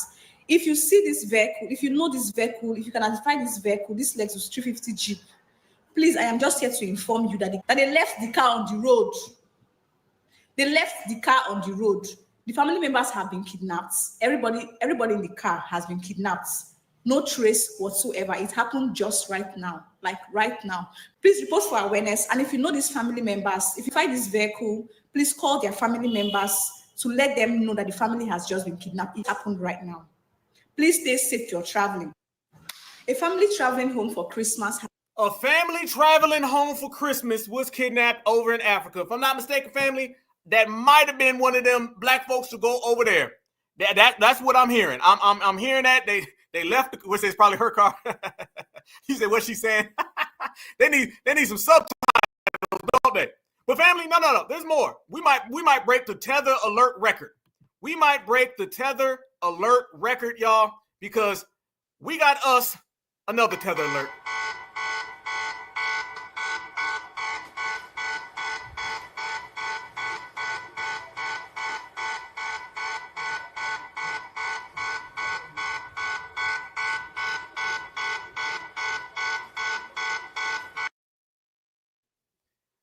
Again, more tethers, and tethers have their last words because they're going home. Yo, as a Haitian, when are we going to start talking about how Black American done hurt us way more than white people? Look, I'm calling nobody de sujet sorry, but let's be real. A Black American made you feel much worse than somebody that's white. No pas parler de sujet ça comme ça. But vérité c'est ça. If you went to school here, Brooklyn, it could be anywhere here as a Haitian, then you don't know what I'm talking about. I came here when I was in 7th, 8th grade, man. Yo, no English. These niggas bullied me so bad. Yo, if I'm clear, man, they're gonna say, yo, I like that, man. Yo, Haitian booty scratcher. Money yo manje dirt cookie, man. Yo, people are broke. Wait a minute. Did he just hit us with the Haitian booty scratcher thing again? Remember a whole nother guy said that? Y'all remember that, right? Just a few weeks ago, we played a whole different clip from a whole different person. And he was running around here talking about a Haitian booty scratcher. Yeah, again, family. Y'all know it's sad when he's like, I don't have anything to say about FBA. Let me steal what he says about FBA. They exchanging Tether excuses. What they need to do is start exchanging some Tether building their homelands. But then again, they can't do that because none of them have. Family, we started off in 2024 hearing about the African booty scratcher lie. Now they out here saying Haitian booty scratchers. And I guess next is going to be Jamaican booty scratchers. If they don't stop telling that lie, let's be real. Kodak Black, you sat here and you watched all of the Africans use that one. And then you said, how can I justify my jealousy for foundational Black Americans? I'm going to take out African and I'm going to say a Haitian booty scratcher. Try again, Kodak Crack. But vérité c'est ça. If you went to school here, Brooklyn, it could be anywhere here as a Haitian, then you don't know what I'm talking about. I came here when I was in 7th, 8th grade, man. Yo, no English. These niggas bullied me so bad. Yo, if I'm clear, man, they're gonna say, yo, I like that, man. Yo, Haitian booty scratcher. Money yo manje dirt cookie, man. Yo, people are broke. But that's what they tell me though. But Munblao, they don't care. They're always like there to help me out. I swear. Maybe it's just me. But Munblao, toujours prêt pour yo aider parce qu'on pas parler langue yo. But mun noir yo, man. It's ridiculous, yo. Yo pas même mun noir, man. But at the same time, they want you to fight their fight. Yo, no offense. I'm not a fighter, baby. We know you ain't a fighter. You a runner. Hey, he think he over here flexing. I'm not a fighter. I never fight. I don't. All I do is run. I just run all day. I run, I stop, and I run again. Who wants you to fight any fight? Who wants you to do anything? You don't do nothing to get in your homeland. Come on, what we talking about? You don't do nothing in your homeland, so how can we expect you to do anything?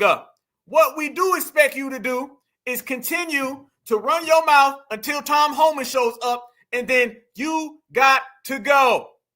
But since we breaking records tonight, all I got to say is Tether alert.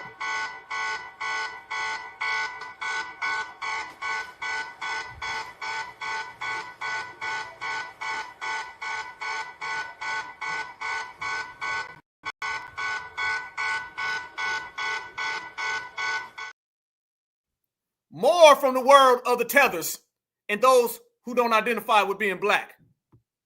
Some people actually came into my DMs and told me they are not Africans, they're not from Africa, they should not be called African Americans. I'm not here to force anybody to come to Africa. I'm not here to force you to come to Africa. I'm here to talk to those that know, feel they have the African ancestry and they have a right to it. If you feel you're indigenous to wherever you are, keep quiet, keep it to yourself and stay there. Let other people who want to unite. Because the fact is, if you are not African descent, why should you be bothered? I'm not talking to you. I'm talking to my fellow African descent people that Africa is their home and it will forever be your home. Family, you got ones who say come home. You got ones who say they are home. You got ones who say they want to go home. All they need to do, family, is get the hell out of the way. If you did that, everything would be okay. If you fled back home, stayed home, took the advice, you'd be good. Problem is that they don't know where home is. You got to remember that, y'all. Tethers don't know where home is because to them, home is wherever they stop. Home is wherever they quit running for a minute. Home is wherever they can get away. They know damn well that if foundational Black Americans say that we are indigenous to the United States of America and we built this, then they got no choice but to say, okay, I understand. But if they do not accept what foundational Black Americans say, and they feel that they want to get a little lippy with what we talking about, then they know that they got to run. But see, the problem with them running is they're going to run into problems. Those problems are people back home don't want you. And then if you come here to the United States of America, you're going to get G-checked talking to us. So what are you going to do when the tethers run wild for foo-foo? Tether alert.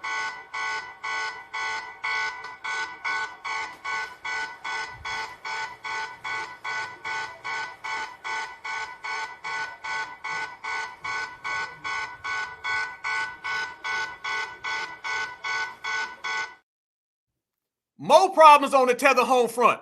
Tethers are broke down, don't know what to do, y'all. And this is the very last of the tether. Say goodbye to Fufu and Joloff because you won't be seeing them no more.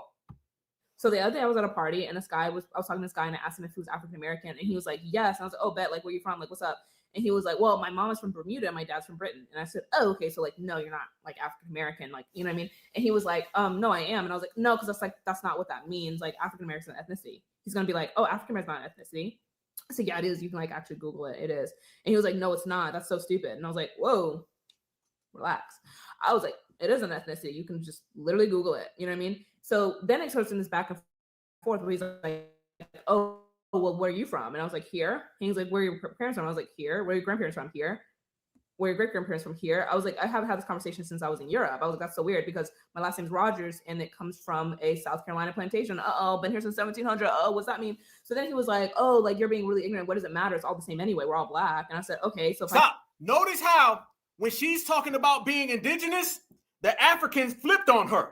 Notice that, family. The African flipped on her real fast. When she starts saying, well, I'm from here. What I just say? When they get here, they have to acknowledge us. They can't acknowledge us. They don't know what to do. So when she starts saying, oh, shit, my people from here, the African says, wait now. We are Black. We are all Black, aren't we, though? Really, though, if you really want to go there, we are Black. You see what we saying, y'all? They weren't having these conversations until we showed up. She wasn't checking these people before, but now she is. And this is why they got to deal with what we talk about. I said, you're basically Jamaican. You find offense to that because you're obviously not Jamaican. And he was like, no, it's different. And I was like, it isn't though. And then we're talking about last names. I was like, you know, a lot of Caribbean people have the last name Williams. What? That's so ignorant. You don't know what you're talking about. Pause. I said, do last names not have origins? Do not have meaning? I don't know. Long story short, I needed a mental health break from Black people. Please learn what the difference between race, ethnicity, and nationality is. I'm over it. Family, this is what happens when people flood your country. This is what happens when people come to your land. And this is what happens when people don't know what the hell is going on out here in the United States of America. It's a crazy, crazy world we live in. And foundational Black Americans are the only ones who know what we are, know where we're going, and knows exactly what we're talking about. Proceed, proceed.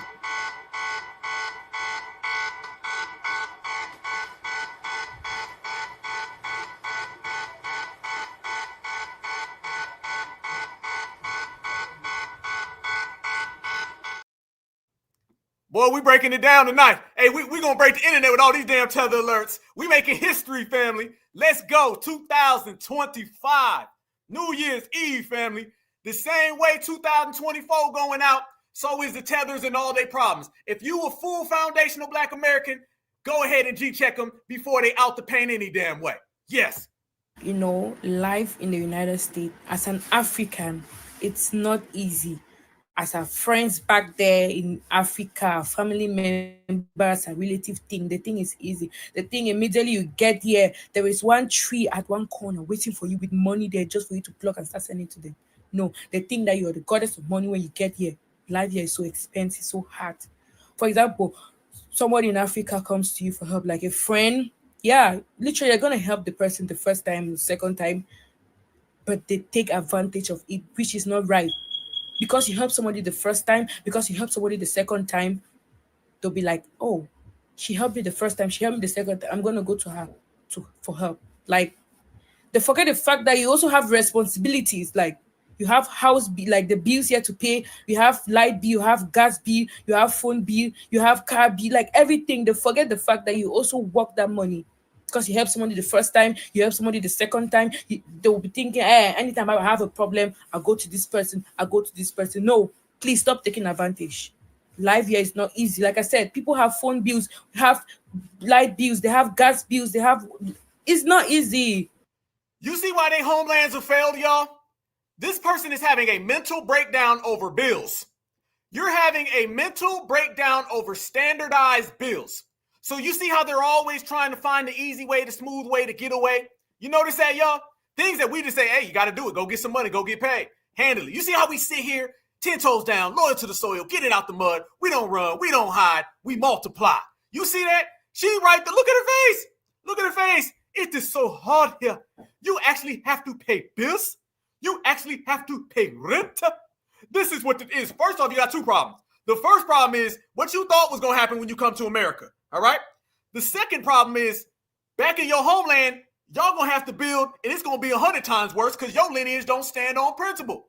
So it's only going to get harder for a tether. What I say, it's hard out here for a tether, and two tethers going to flock together.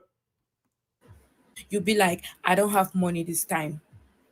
They start spreading you rumors, start saying you're a selfish person, you're a wicked person, you're this, you don't want to help people. You tether problems, y'all. Listen what she's saying. She's trying to say that she can't pay no bills because it's hard. So when people from her homeland say, hey, Miss Fufu, can I get a couple dollars? And she says, I ain't got it. They say, oh, you lie. I go tell the village you slept with everyone till you send me money. Look how they're Nigerian scamming the same way they do on them dating websites. Look how they're scamming her. So when we say that they be out here scamming, look, she's saying that she can't afford to send money back home to the village, and they get mad at her for not doing it. They get mad at her for not helping out the village. You see? They don't like they own, especially when they can't pay them bills. So if that's how they treat you back home, and then you run here and you can't pay a bill, oh, you got some tether problems that you can't correct. You this, that, blah, blah, blah, forgetting the fact that you work day and night just to earn this money. Some people work 40 hours, some people work 60 hours, some people don't even sleep in their own houses, some people literally change in their cars. Just because somebody help you, just take advantage.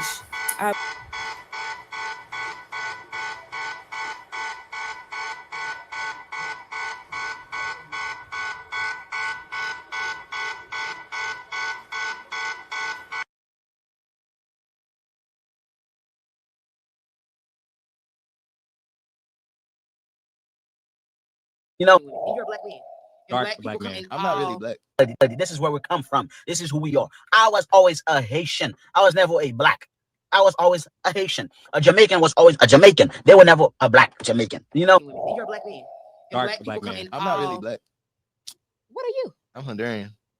I don't care if I'm the first person to say this, but us Somalis are not black.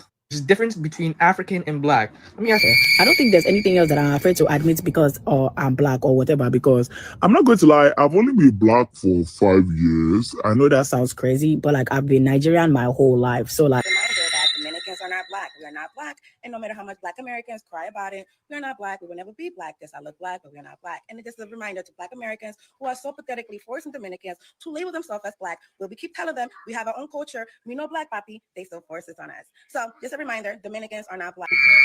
Black folks always stealing something. You always. I'm not Black folks. I'm African. You that's the same thing. You Black. The same thing. We're different than you. Look guys at your hand. No, we're different than you guys from here. How you different from me? Oh yeah. How? We don't do the same thing. What you mean? So you better? I'm not saying we better, but we do different stuff. Like what? Give me an example. Do different stuff. We African. We do different stuff. Give me an example. Listen. Like y'all eat rabbits and we eat pigs. Yeah. Hold on. When Obama win, the Black folks started dancing. You know what I told them? I said, no, it's not your win. It's Africa who win. Believe me. And you better. Oh, so Obama.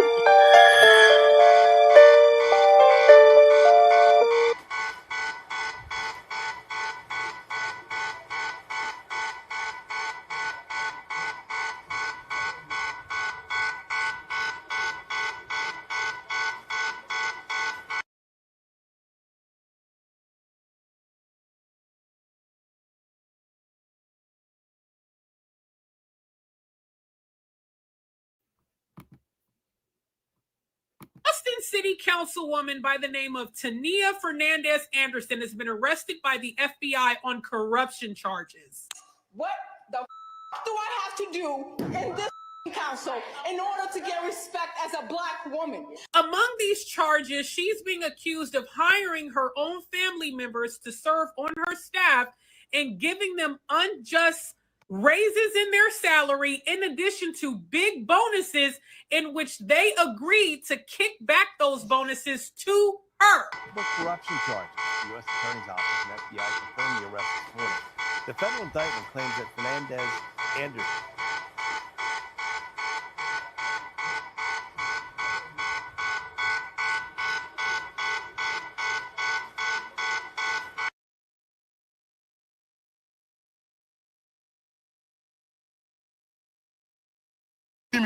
baby, keep shining, young and getting it. The most sexiest lady in the world. The most classic baby in Nigeria. The most latest baby in the world. A1 baby, #1 baby, intelligence baby, classic baby. Men and come on, body. Anybody will see this baby. When I see intelligence babies, this world. Miss World, International, Miss International, classic baby. Baby, keep smiling. Baby, carry the go. Baby, keep swimming. Baby, keep swimming. Baby, keep swimming. Baby, keep swimming. Baby, keep swimming. Baby, keep swimming. MC Fufu back for another round, y'all. You knew it wouldn't be Tether Palooza. If we gonna go down, we gonna go ahead and let the whole world know that MC Fufu gonna stand on Tether business. He said keep swimming. He ain't say stop. He didn't say just last week. If this is the final few hours in 2024 for the Tether community, then MC Fufu gonna rap. Baby, keep shining, young and getting it.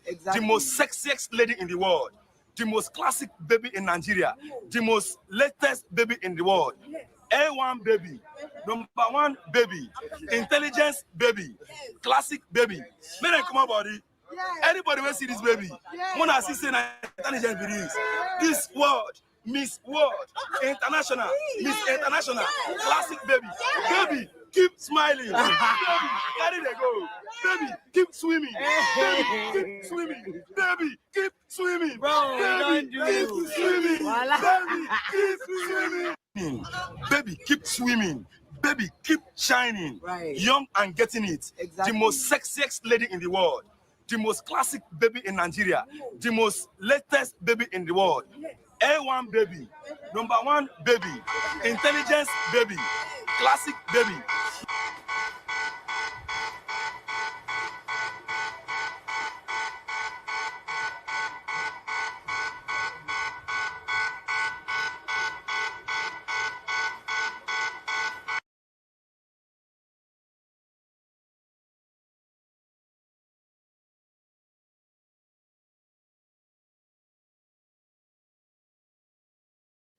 I be damned.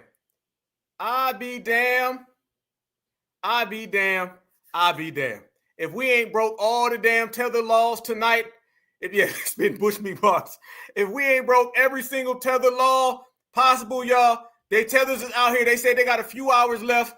You know, they just wanted a little shine. They just wanted us to, you know, let them know that they still, you know, gonna be running even after the election. You know what I'm saying? Or excuse me, so I say the election they kept running. Then they say they're gonna keep on running and swimming after they get sent back home. They said that it's gonna be out here left and right. So it doesn't really matter, y'all. It's over for them. It's a wrap for them. And just when you think all the tethers is gone, just when you think they done already showed all the way out, then you find out, family, that the tethers are leaving ASAP.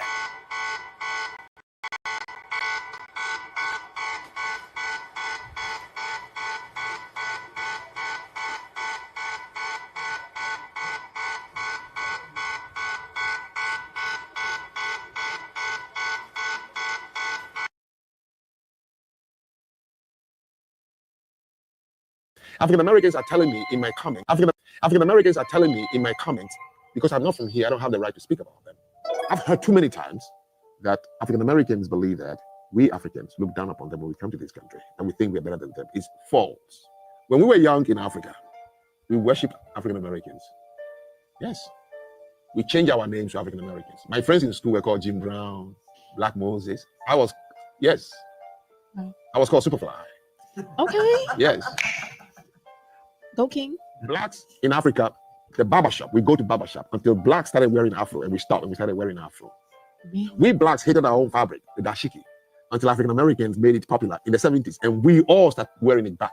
As a case, I had his albums. We've watched all the movies. Kool-Aid High, TNT Jackson, A Hell Up in Harlem, Detroit 9000, Truck Tenor, you name it. And then we go home and we try to practice how they speak and all that. That was when we were in Africa. Ask any African who went through the 60s and 70s. They'll tell you, oh, we loved them. Maya Angelou moved to Ghana, and she was like a sister. 14 years she lived in Ghana. Her son had an accident and broke his leg and arm in Ghana. African Americans are telling me in my comments, because I'm not from here, I don't have the right to speak about them. Do you know W.E.B. Du Bois? Do you know where he died? He died in Ghana, was buried in Ghana, and Nkrumah built a center for Pan-African study. No, but I know W.D.E. Tether. And I know that none of y'all can speak on foundational Black Americans. How about that? How about this, homeboy? How about this, Joloff? All right, Jerry Joloff. You can't speak on foundational Black Americans at all, not whatsoever. All right? And guess what? Your people are down bad. And your people going home. And your people gonna have to deal with the time is up because there's a new generation that ain't playing them games. And it's funny that he's talking about how he is in Ghana because there's another individual that just showed up in Ghana, said some crazy things about us, and then ran to Ghana 2 days later.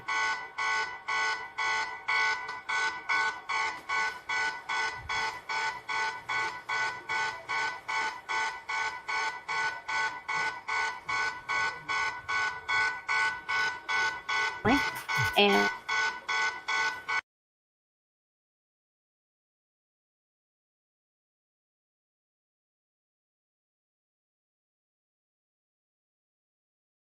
do y'all know that of everything that's been going on the last few days, the last few weeks, the last few hours, everything that we done seen, do y'all know that there's an individual that was talking reckless about foundational Black Americans? I'm talking about just reckless, saying all types of crazy things about us, talking about how all these other communities are responsible for what we've done, talking about how our community, we need to basically share hip hop, talking about how they want to have a little convention, get together, because, you know, tethers love conventions. That's like their thing. That's what they love to do. And out of nowhere, as soon as all that was done, as soon as all of that was said, this individual did exactly what his ideology always likes to do. They ran. So I'm not surprised that someone who's a runner, a hopper, you know, a flipper, a jumper, I'm not surprised that they'll throw a little stray at foundational Black Americans and then they'll try to get out the way, right? That's kind of their thing, right? Well, let me show y'all this right here. Y'all know damn well it wouldn't be talking about tethers if we didn't talk about Dr. Kubar Vasquez. Kubar Vasquez, after saying all them things he said about FBA, do y'all know this man ran over to Ghana and he's over there trying to get with the ladies? I'm not lying.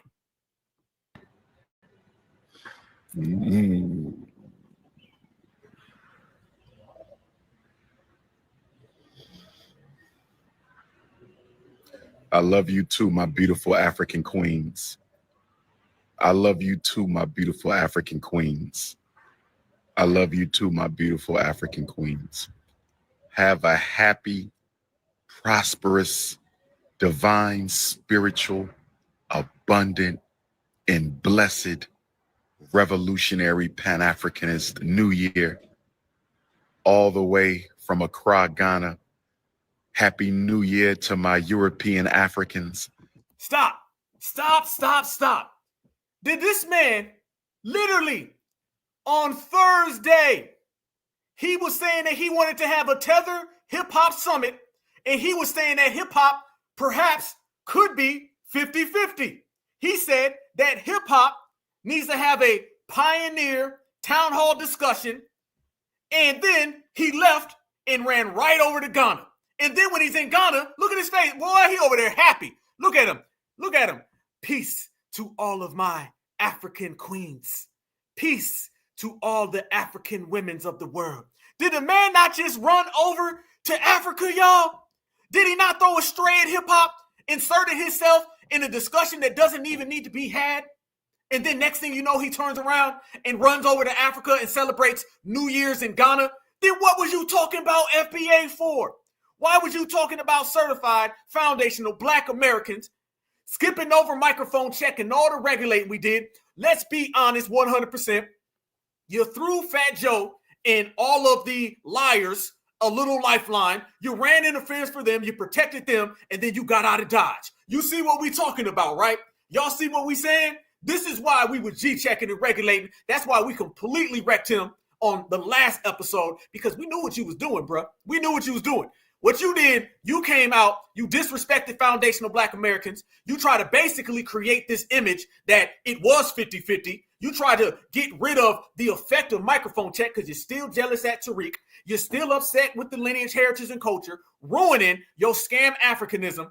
And as soon as he threw that wrench at us, he hopped on the plane, went over to Africa, and now he's talking about his European Africans. I ain't lying, y'all. You see it for your damn self. This is why Dr. Kubar Vasquez and Pan-Scam Africanism is done for in 2004, and you won't see him no more. 2025 is the era of certified foundational Black Americans. So as much as we say he done ran over there to Africa, he gonna go ahead and have to stay over in Africa, because even if he come over here, catch a plane back, he's still going to be talking and ain't nobody going to be listening because FBA ruined him. Let's continue.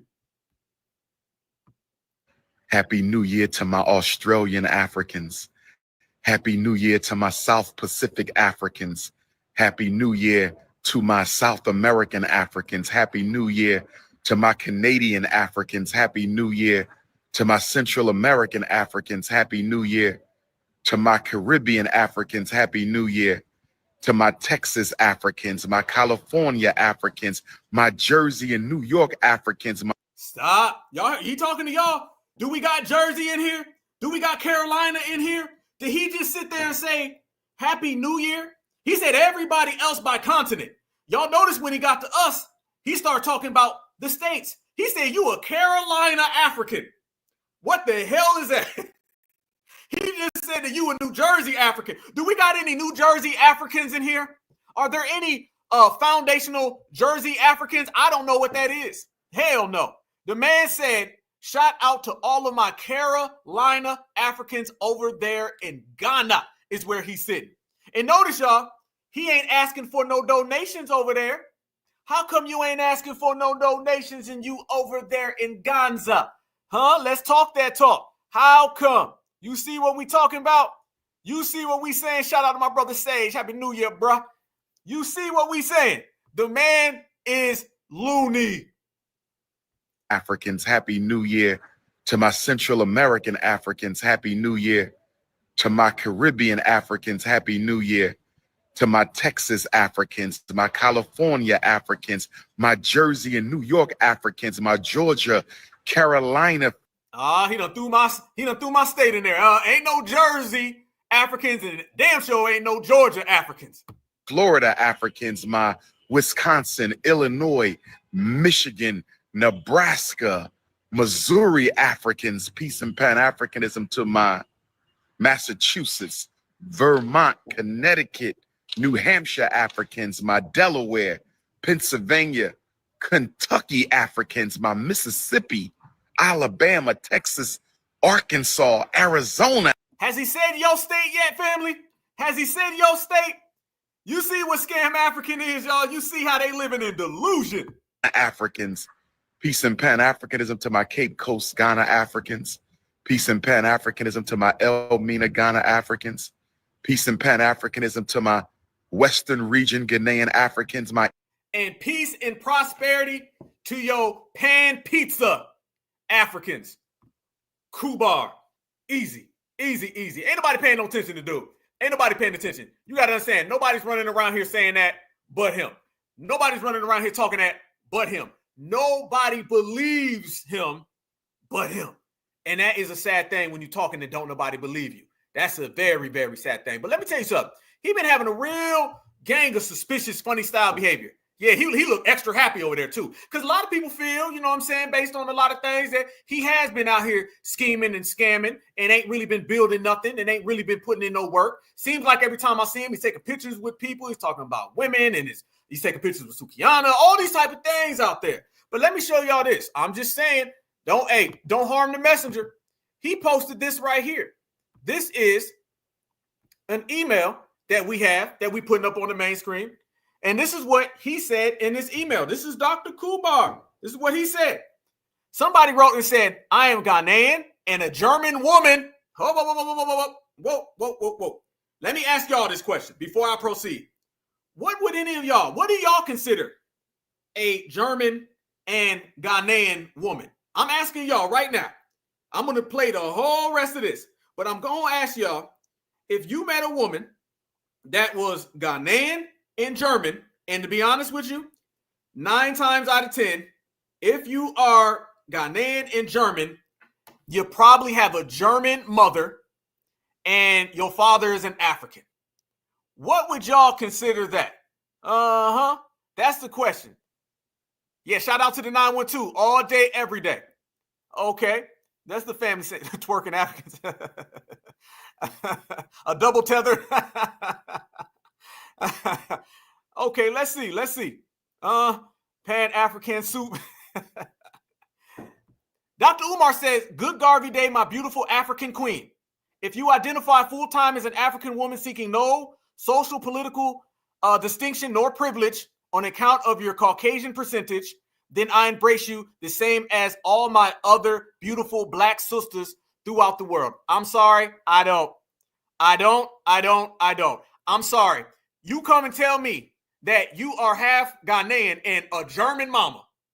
You ain't the same as my wife. I'm just keeping it a buck. You ain't the same as my mama. I'm just keeping it a buck. We not playing them games. No. See, remember, y'all. Remember, Pan-Africanism knows no borders. There's no such thing as nationality. There's no such thing as ethnicity. None of that. No. Understand. Pan-Africanism is the same as mass immigration. It's a world where no borders exist. You can just come and go. You can be somebody right there with a German mother, okay, and a Ghanaian father, all right? And I've been to Europe, all right? And I understand. Typically, what you're dealing with is a German woman who loves some BDJ, all right? Now, I'm going to tell you what a BDJ means for y'all who don't know, okay? That's an ism we've been saying a long time ago around my way, all right? BDJ is typically when you go to Walmart and you see that W girl and she's always hanging around all the Black men, that's a BDJ. When you see that W girl and she's out here yoing and she can't get away from Black dudes, that's the BDJ, all right? That means Black, y'all feeling what the D stands for, and then the J is junkie, BDJ. And I'm promising you right now, they got them rampant over there. So that is probably what this individual is a product of. And Dr. Kubar said he acknowledges and embraces her as all the beautiful Black sisters. So all my beautiful foundational Black American women up in here, yes, Dr. Kubar says that person of that nature and that community and descent, they are all the same. And we just seen the people in Ghana say they know Black. So let's be honest with you, the father doesn't even probably identify as Black. And I just told you the mother is a BDJ. So you have a me no Black and a BDJ, and then Dr. Kubar sees that as Whitney Houston. No, that's scam Africa. Yeah, BDJ. I'm telling y'all, Remember that. Lock that in. Say that. That's what it is. Y'all know what I'm talking about. Y'all see them all around all day. You got your BDJs here in America. You damn sure got them crazy in Europe. Them the ones that can't get away from black men. When you see one of them and every single guy around them is black, you know what's happening. You see them a lot at Walmart, by the way. When you go to Walmart, you always see that W girl, and she's hanging around all the black dudes. And typically, they're like working in stock. They're like the ones stocking, all right? It'd be 15 black dudes and one of them in the middle. You know what that is, BDJ. And apparently, Dr. Kubar Vasquez says that that is a beautiful African queen. Hell no. But that is scam Africanism for you. Scam Africanism knows no borders. Scam Africanism knows no boundaries. That's why he don't mind saying things of the sort of, you know, we all the same, we all good, you know, my Pennsylvania Africans, my Georgia Africans, all right, my Africans from all around the world, all my FBA Africans, which no such thing. And it's crazy that you run around believing something that there's no such thing. You know, believe something that can be halfway, all right? But don't believe something that nobody thinks other than you. That's a bad look. It's a bad look. It's a bad look. So the very fact is that he represents that. That's what he's standing on. That's what he believes. It shows you again, even when it goes down to Dr. Kubar Vasquez, he's not like us. We stand on lineage business, and he stands on BDJ business.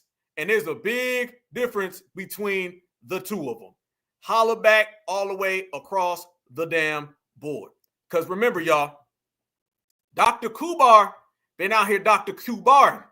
And oh, by the way, a lot of that game that he's running, when he shows up in all those places, I got a question for all my certified foundational Black American women up in here. I got a question. Because remember, Dr. Kubar said he is willing to take y'all to lunch. If you pay did he say $500? He'll take you to lunch, and then he'll buy the lunch, though. He'll buy the lunch for $20, but you got to pay for it $500. So my question to all my certified foundational Black American women out there, are y'all interested in Dr. Kubar Vasquez? Question to y'all. International. You want a hug? I'll give you a hug and an ass smack. Stop being fresh. I told you before, it is business over the backshots. It is consciousness over the cookies. It is politics over the punani. And it is revolution over the romance. Sisters, raise your consciousness. We up here now. You think Kubar out there, he running game now, y'all. Kubar running that Pan-African game. He's saying, come with me. I'll go get you some lunch, and we will disappear to Zimbabwe. We'll disappear for a year to Zimbabwe and find a way. Are you interested, sisters, in that $500 lunch? thinking with the lower chakra. We dealing with the crown chakra and the third eye chakra. Sister, we dealing with the crown chakra and the third eye chakra. Sister, we dealing with the crown chakra and the third eye chakra. You dealing with that root chakra. You dealing with that root and reproduction chakra. We not dealing with the root and reproduction chakra right now. If this man, look at this man right here. If this man don't put a damn shirt on, what in the hell this dude be doing on some of his lives? The chakra, the third chakra. You're dealing with the fourth chakra and the fifth chakra. All the chakras, all the chakras you can give me. I don't even know what that means. But that's it right there. That shows you again for the 100th time, millionth time, y'all.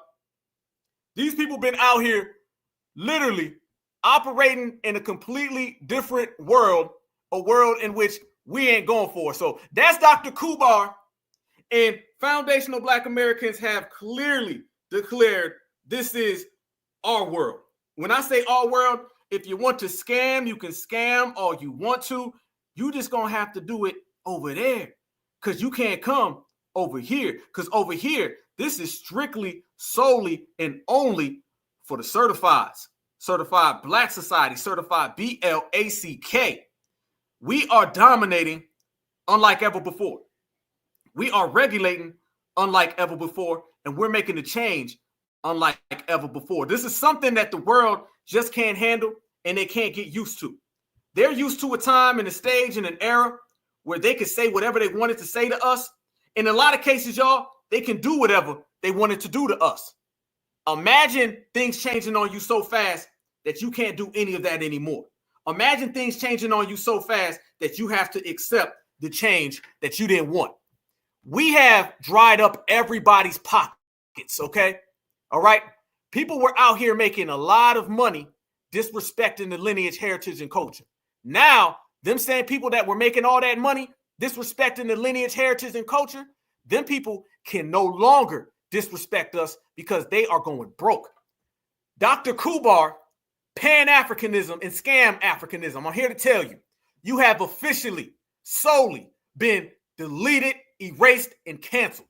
You can never speak on FBA, damn show hip-hop. You can't throw no wrench in our conversations, talk about 50-50, talk about town halls, and go over to Ghana. Because as far as we're concerned, Ghana can have you because FBA doing it the right way. Keep your American Africans up because we are certified foundational Black American. Checkmate, homeboy. But brothers, I wasn't just talking to the sisters. No. I got a question for y'all too. Because why Dr. Kubar out here choosing, brothers, I want to know how y'all feel about a little something else out here in the world for y'all. Because there's another one, and this one out here trying to choose on the brothers. This is for y'all, brothers. A hell yes or a hell no would do. What's it gonna be, brothers? She said she hot and ready for a foundational Black American man. She said she hot and ready for y'all. Not Dr. Kubar out the picture. He out the paint. Now you got to deal with Miss Joloff. She said she trying to scoop a brother up before the year ends. She said she trying to scoop a brother up before it's all said and done. She said she is heading in the right direction. She said she got a lot on her mind. She said she got her mind on her Joloff and her Joloff on her mind. Brothers, don't be out here hating. All right? If Dr. Kubar's out here with a shirt off and a necklace and he trying to get with an FBA sister, then this woman is out here the head of the pack. She wants to know, are you going to rock with her? Because before the year's up, she is not trying to go back and go get her a Dr. Kubar. She says she prefers a Black American man. And it looks like the brother is saying hell to the no. I be damned. I was thinking that too. I was like, please tell me that's made up. I don't know. But you never know when you're dealing with all of these people out here. So family, we done broke all of the Tether alert, laws, the Tether alert. We keeping it going. And we done showed every single thing that you can possibly show and expose in all of these people. But that leaves us the main thing that's coming up, that's got everybody shook. Everyone is running. Everybody's hiding. And it just exposes the fact that, like I said, we are stronger than ever. We are controlling the paint. We are running everybody off the field. We just really doing our certified foundational Black American thing. It's exceptional out here. Y'all code in the chat. I see y'all. We had 5, 6, 7, 8, 9, 10 Tether alerts. We had tethers falling out, crashing out, getting mad at each other, say they can't send money back home, complaining and melting down about a light bill. Dr. Kubar running around here with his shirt off and a chain on, crashing out and embarrassing and exposing himself and completely out of the way. But on top of all of that, the main thing that we got is these people going home. And the thing that's going to happen right now as we wind down this year, we're going into a new era and a new stage and a new phase. And that phase is delineation and deportations. So beyond all of the scam African tethers, you also got all those POCs and them blacks and browns. And all them POCs and them blacks and brown, they can't come around because their days are numbered. I've been seeing my brothers and sisters throwing ice in the chat, and Iceman is on his way. The day is coming. So all the Julios out here who've been talking about really illegals built America, them going to be the people getting deportated from America, and you already see it happening. The streets are out here telling the real, and foundational Black Americans are holding it down. Let's go. He had already said in the interviews, Donald Trump ain't going no plan. He had already said it. Go straight to the plan. He had already said in the interviews, Donald Trump ain't doing no plan. He had already said in the interviews, he not trying to separate no family. So when he do his mass deportation, if the families don't want to separate, they just all leave together. These people that did all that hard work, finding them an American wife and an American husband to move out here and reside in the United States just for Donald Trump to get in office and not play. And I was watching this girl video here, and she was talking about the same thing, which was what Donald Trump said about deportation. If you don't want to separate your family, baby, y'all all can go together. I go straight to the comments because y'all know me. I like to see where everybody coming from. And this one particular comment had stood out. This woman was saying, okay, well, you call me an immigrant, but I married a U.S. man. And however, I also had a baby who is from the U.S. So what does that mean? I just leave my child in the U.S. and I go back to my country? To answer your question, baby, yes. Donald Trump made it clear. If you don't want to separate your family, baby, you can take your family with you. However, if you're not from the U.S., if you was not born here, baby, you got to go back to your country.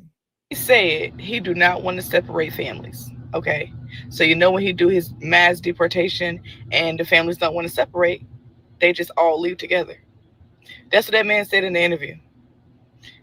He not playing. Okay, if you don't want to separate, then you just got to leave together. That's his words. Hey, real quick, immigration just did a pop-up. It wasn't a pop-up, but they have a brand new scheduled immigration job fair in New Orleans. So I don't know what this means for the future, but they haven't had a job fair in a couple of months. But the day after election, they did it a job fair. Okay, well, they're hiring and it's open to the public, just FYI. Immigration is hiring. They talking about paying people to bring in illegals $1,000 a stack a person. Wait a minute. Deportating families. Wait a minute. Closing the borders. Wait a minute. Everybody's going home.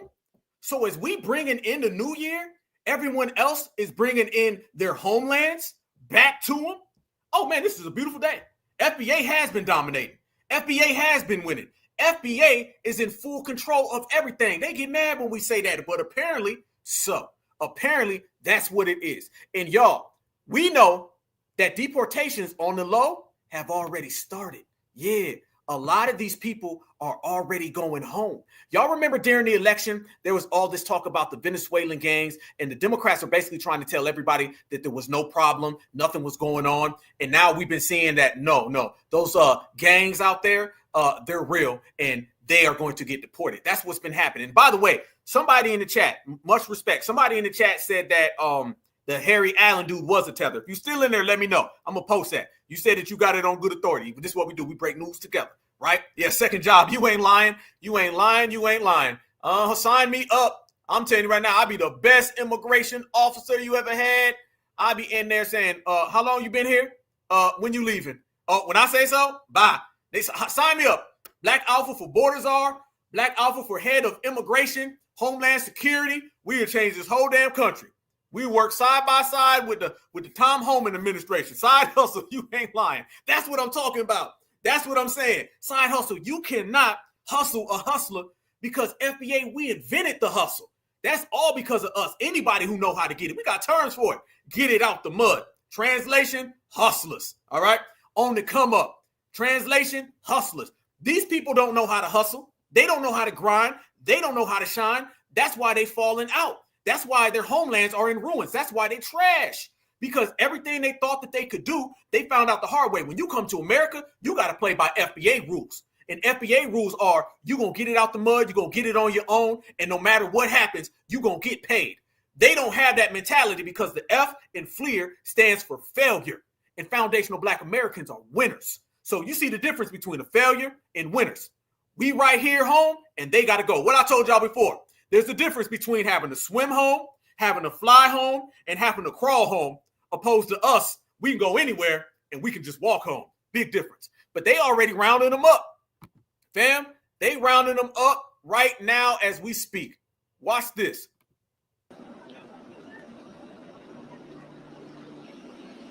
Hundreds of migrants return to Guatemala on U.S. deportation flights. This is brand new. They already getting rounded up. Están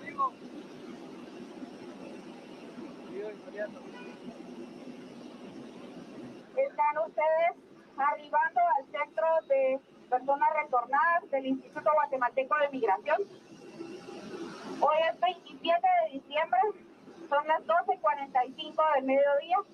Ponga atención para cuando llame su nombre, por favor, levanta su mano. Solo voy a... What a difference everything makes.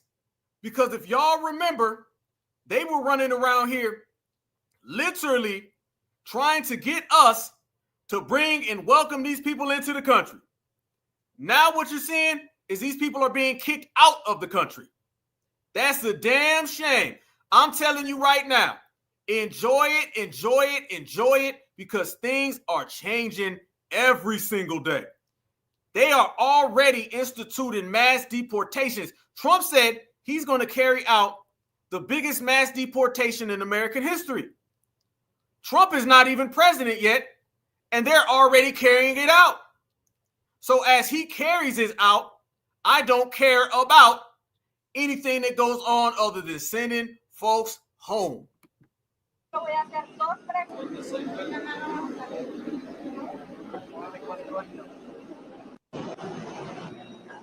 Sending them home, sending them home, sending them home. That's what you call packing them up right there, y'all. Packing them up. That's how you do it.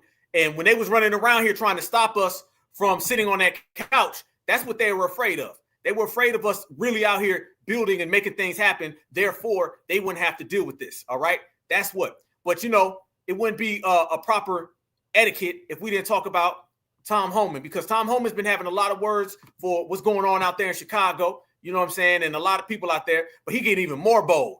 He getting even more bold, family, with all of these illegals.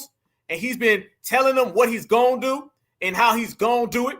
And that's a beautiful, beautiful thing, because when they're going at it, we good over here. We super good over here. So Tom Homan's been out here exposing all of them. He's going at it with the cartels. And this all works for FBA, because eventually not only is he going to send them home, he's also going to end up getting rid of all of those mayors that have been placing these people in foundational Black American cities. Terrible, terrible, terrible. Fair use, fair use, fair use. This is about teaching, scholarship, and research. Fair use. Watch this, y'all. Of Texas Congresswoman Jasmine Crocker talking about your capabilities on MSNBC this weekend. Wait a minute. Hasn't that Jasmine Crockett lady been running around talking reckless? Y'all remember her, right? Remember just a few weeks ago, she gave that little speech talking about some, y'all don't understand racism, playing that real fake Democrat that acts like they got such a problem with racism, but only call out racism when they can dump it on Republicans. Yeah, do y'all know that she done bumped heads with Tom Homan? Yeah, Mr. Borders-Czar. Yeah. So what you have here, you have Mr. Borders-Czar, who ain't playing. He be bold out here. He be talking about, I'm rounding you up, I'm sending you home, I'm going to war with the cartels. So you got that America right here. That's the incoming America. That's the 2025 America, mass deportation. Then over here, you got the Jasmine Crockett running around here still on that Democratic shield talk. Ain't nobody told her yet the plantation is over with. She still think the plantation exists. Okay, but you see the clash. What you're going to see is what America's going to be this year. I told you, we're going to be sitting here every single Tuesday and Friday and everything in between, and we're going to be talking about how when it all boiled down, videos of these people getting snatched out of schools and everything, folks getting their families broke up, that is going to be the reality, and we're going to be popping our popcorn watching it. Watch how she gets bold with Tom Homan, and it did not go that good. Jasmine Crockett, you might want to pull that Democratic shield talk on somebody else, because one, you don't represent us, and two, you're going to have a hard time. Again, we have someone who doesn't know what he's doing. And, you know, this idea of, oh, you know, you're illegal and then you go out and have a child. It's not quite that simple, especially when you have people that are doing things like seeking asylum and people that are saying, listen, I'm just trying to make sure that I can live a better life. And you have, you know, Trump that goes out there, him and his minions, and they say things like, you know what, we're only going to get rid of the bad ones, right? And so people sit there and they're like, wait a minute, you're going to come to my job where I'm working and I may be paying into taxes or whatever, or my kids are at school. You know, I think that there's going to be a rude awakening really on all sides. Doesn't know what he's doing. Tom, just to go through some of your background, a Border Patrol agent, an investigator, a special agent, supervisor, special agent, assistant director of investigations. I mean, the list goes on and on. You are so beyond qualified. What's your response to that?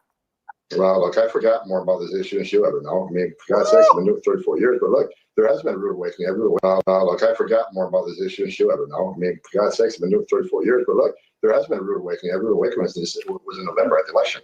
There was a rude awakening. The American people are sick of an open border. American people are sick of illegal crime in this country. I mean, how many young women have to be raped and murdered and burned alive? How many MS-13 and Trinidad Guaya have to be in our major cities committing crimes against U.S. citizens? How many angel moms and dads do we have to have in this country? that lost their children at the hands of somebody that wasn't supposed to be here, and they bury their children. You want to talk about family separation. And as far as family detention, all of a sudden the discussion goes from family detention to family separation. Family detention is the complete opposite of family separation. So look, I don't know who this lady is. Apparently she's not real smart, but as you can see. I don't know who this lady is, but apparently she ain't too smart. Tell her, Iceman. Family separation. Family detention is the complete opposite of family separation. So look, I don't know who this lady is, but apparently she's not real smart. But as you can see, if she wants, look, I mean, it's clear. I don't care what they say about Tom Homan, because I've done this job for a long time. I think the president got a mandate in November. He called me and helped me fix the border. And look, under the Trump administration, we had the most secure border in my lifetime. We're going to get that secure border again, because secure border saves lives, and no one can argue that. Under the Biden administration, we've got a historic number of aliens have died across this border, nearly 4,000. An historic number of Americans, over 250,000, died from fentanyl comes across that border. Their policies are killing Americans at record numbers, they're killing aliens at record numbers. President Trump is going to secure this border and save lives, just not of Americans, but of aliens too. A secure border saves lives. That's exactly what we're going to do starting day one. Damn. Oh, it's about to get real. Oh, it's about to get so real, y'all. Yeah, she thought she was going to buck on Tom Homan. That man said, I don't know who this lady is. Apparently she ain't too smart. She thinks she going to talk about this guy don't know nothing about immigration, about the border, about none of that. She doesn't know anything other than being Democratic shield and tap dancing for butter biscuits. All right? You've been tap dancing for butter biscuits, and now here comes the rude awakening. The rude awakening is coming. He said rude awakening. I had already said it. Now we're going to start watching all the Democratic shields. Family, it's now. Now is the time where we sit back and we enjoy everybody going at it. I told you, everyone in America is infighting except for us. If you go into the House of America, you got millions of people and they're all fighting with each other. I'm talking about throwing burritos at each other. They out there throwing Brussels sprouts. They got 7-Eleven Slurpees, everything just flying all over the place. FBA over here, you know what I'm saying, with that B-boy stance, because y'all know that's an FBA thing. And we over here chilling, even in the G-boy stance. And we watching it cool, calm, collected, with style, with fashion. And we get into the money. So basically, we're winning and we smooth with it, and everybody else is melting down and breaking down.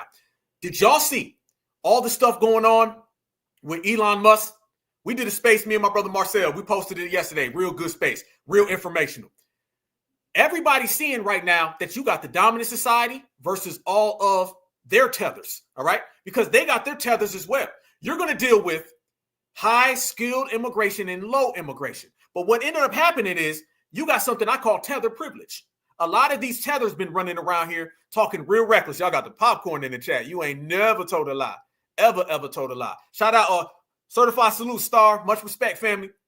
Everybody knows that right now, the dominant society coming down. Family, you got tethers are calling ICE on other tethers. All right?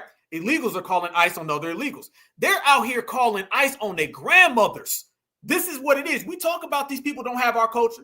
They don't stick together, stand together like us. We are in solidarity. We moving as one. They in trouble. Yes, burritos. I'm telling you, they just all over the place, family. All over the place. They got just food everywhere, family. Chicken chow mein, I think, flew by somebody's head. You know what I'm saying? I see some goddamn rice was in the air. There's just a lot of stuff going on in America, all right, as we wrap it up. But it's us to give the FBA perspective. That's what I always do. You're going to hear a lot of things. You're going to see a lot of things. Miseducation, misrepresentation, and misleadership, right? But what we're going to do, we're always going to give that FBA perspective. We're on code. We focus. We see the forest through the trees. They can't do that. So now what you're watching is the dominant society coming down on their tethers. See, it was all cool when them tethers was coming over here being the model minority, and they was disrespecting us, telling us to pick up your pants and pay child support, pull yourself up by the bootstrap. What ended up happening was, over the last 5 or 6 years, the dominant society tried to elevate all these people.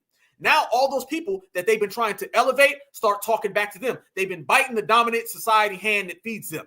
So you got two supremacists, and I'm always talking about it. One supremacist who says we're going to do everything with a bunch of model minorities, and then you got the other one who says, nope, we're going to keep it with the W's. There's a lot of supremacists out there that would rather deal with Black Americans than any immigrant that comes to America. Yes, they are. And then you got the other side, which is typically the Democrats, and they say, no, we would prefer the immigrants over Black Americans. So you got that problem. Well, Elon Musk and Victor Ramaswamy, they came out and was talking real reckless. They was saying some real crazy things. And I said, oh, MAGA, I know you ain't going to let Victor Ramaswamy talk to you like that. And I watched him go at it. I said, Elon Musk is talking crazy about y'all too. They don't mind when the folks talk reckless about us. But remember, tethers get free this, free this, free this. They build off of America. Remember, these migrants and these tethers, they don't benefit America. They benefit off America. So now is the time. I'm telling you, family, I don't want to see nobody getting involved in none of this stuff. We need to watch every single community go at it. We're going to stick right over here and let everybody go. If you want to enjoy the show, all right, you want to enjoy the show, treat America like Netflix. And you watch everything that go on. And then you only make your strategic moves when it's time to go get paid. That's the motto for 2025, okay? That's the call to action. I want every single one of y'all to make strategic moves when it's time to get paid, and then go to the bank, and then go back to your couch and watch everything. Get your popcorn. You're going to need buckets of popcorn this year because everybody's fighting. There ain't been this much fighting in America since the Civil War. Hell, you got male-on-male crime. Republicans are fighting each other. Democrats are fighting each other. Illegals are fighting each other. And all of them are having a damn WrestleMania.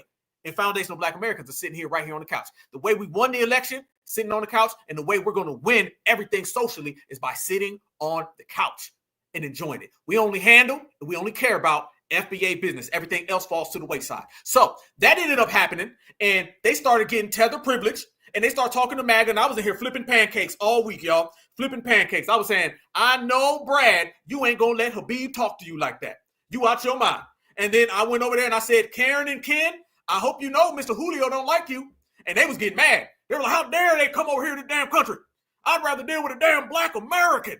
At least he talks the language. I'm serious. It sounds funny. They literally would rather deal with us in a lot of cases. I see them all the time down here. They say a Black American knows how to speak the language, fought in every single war, built America. That's why Trump was like, you built America, you really did, and you're getting your credit for it. That's why he said that. Obama would never say that. Joe Biden would never say that. No, you ain't never seen a Democrat say that. Trump did, because their side of supremacy would prefer to deal with FBA. All the other folks would rather deal with the immigrants and the tethers. So they got a little tether problem. I like that popcorn gang. Boy, that's cold. I like that. Popcorn gang. You ain't lying. You ain't lying. You ain't lying. Absolutely. Yeah, because they was talking crazy. He was like, the Victor Ramaswamy said, Americans is lazy or some crazy thing. Boy, they wasn't having none of that. Hell no. No. So now they've been clashing. Let me show y'all something. Y'all know that guy, that Myron Gaines dude? Somebody last week, Certified Salute, was asking me to talk about Myron Gaines. You know what? Let me go ahead and say something about Myron Gaines. Myron Gaines has been running around here being very, very anti-foundational Black American, right? Really disrespecting the lineage, heritage, and culture. That's what he's been doing. Okay, well, let me tell you something. Things done hit the fan for Myron Gaines, y'all. In the last few hours of foundational Black American year, yes, our year, all right, in 2025, going to be even bigger. In the last few, let me say this even better.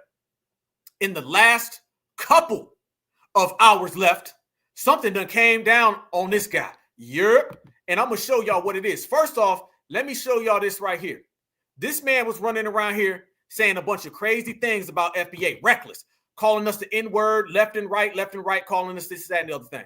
Y'all see right here what he posted, all right? This is what he posted not that long ago. And I covered up the words, but y'all know they start with an N, right?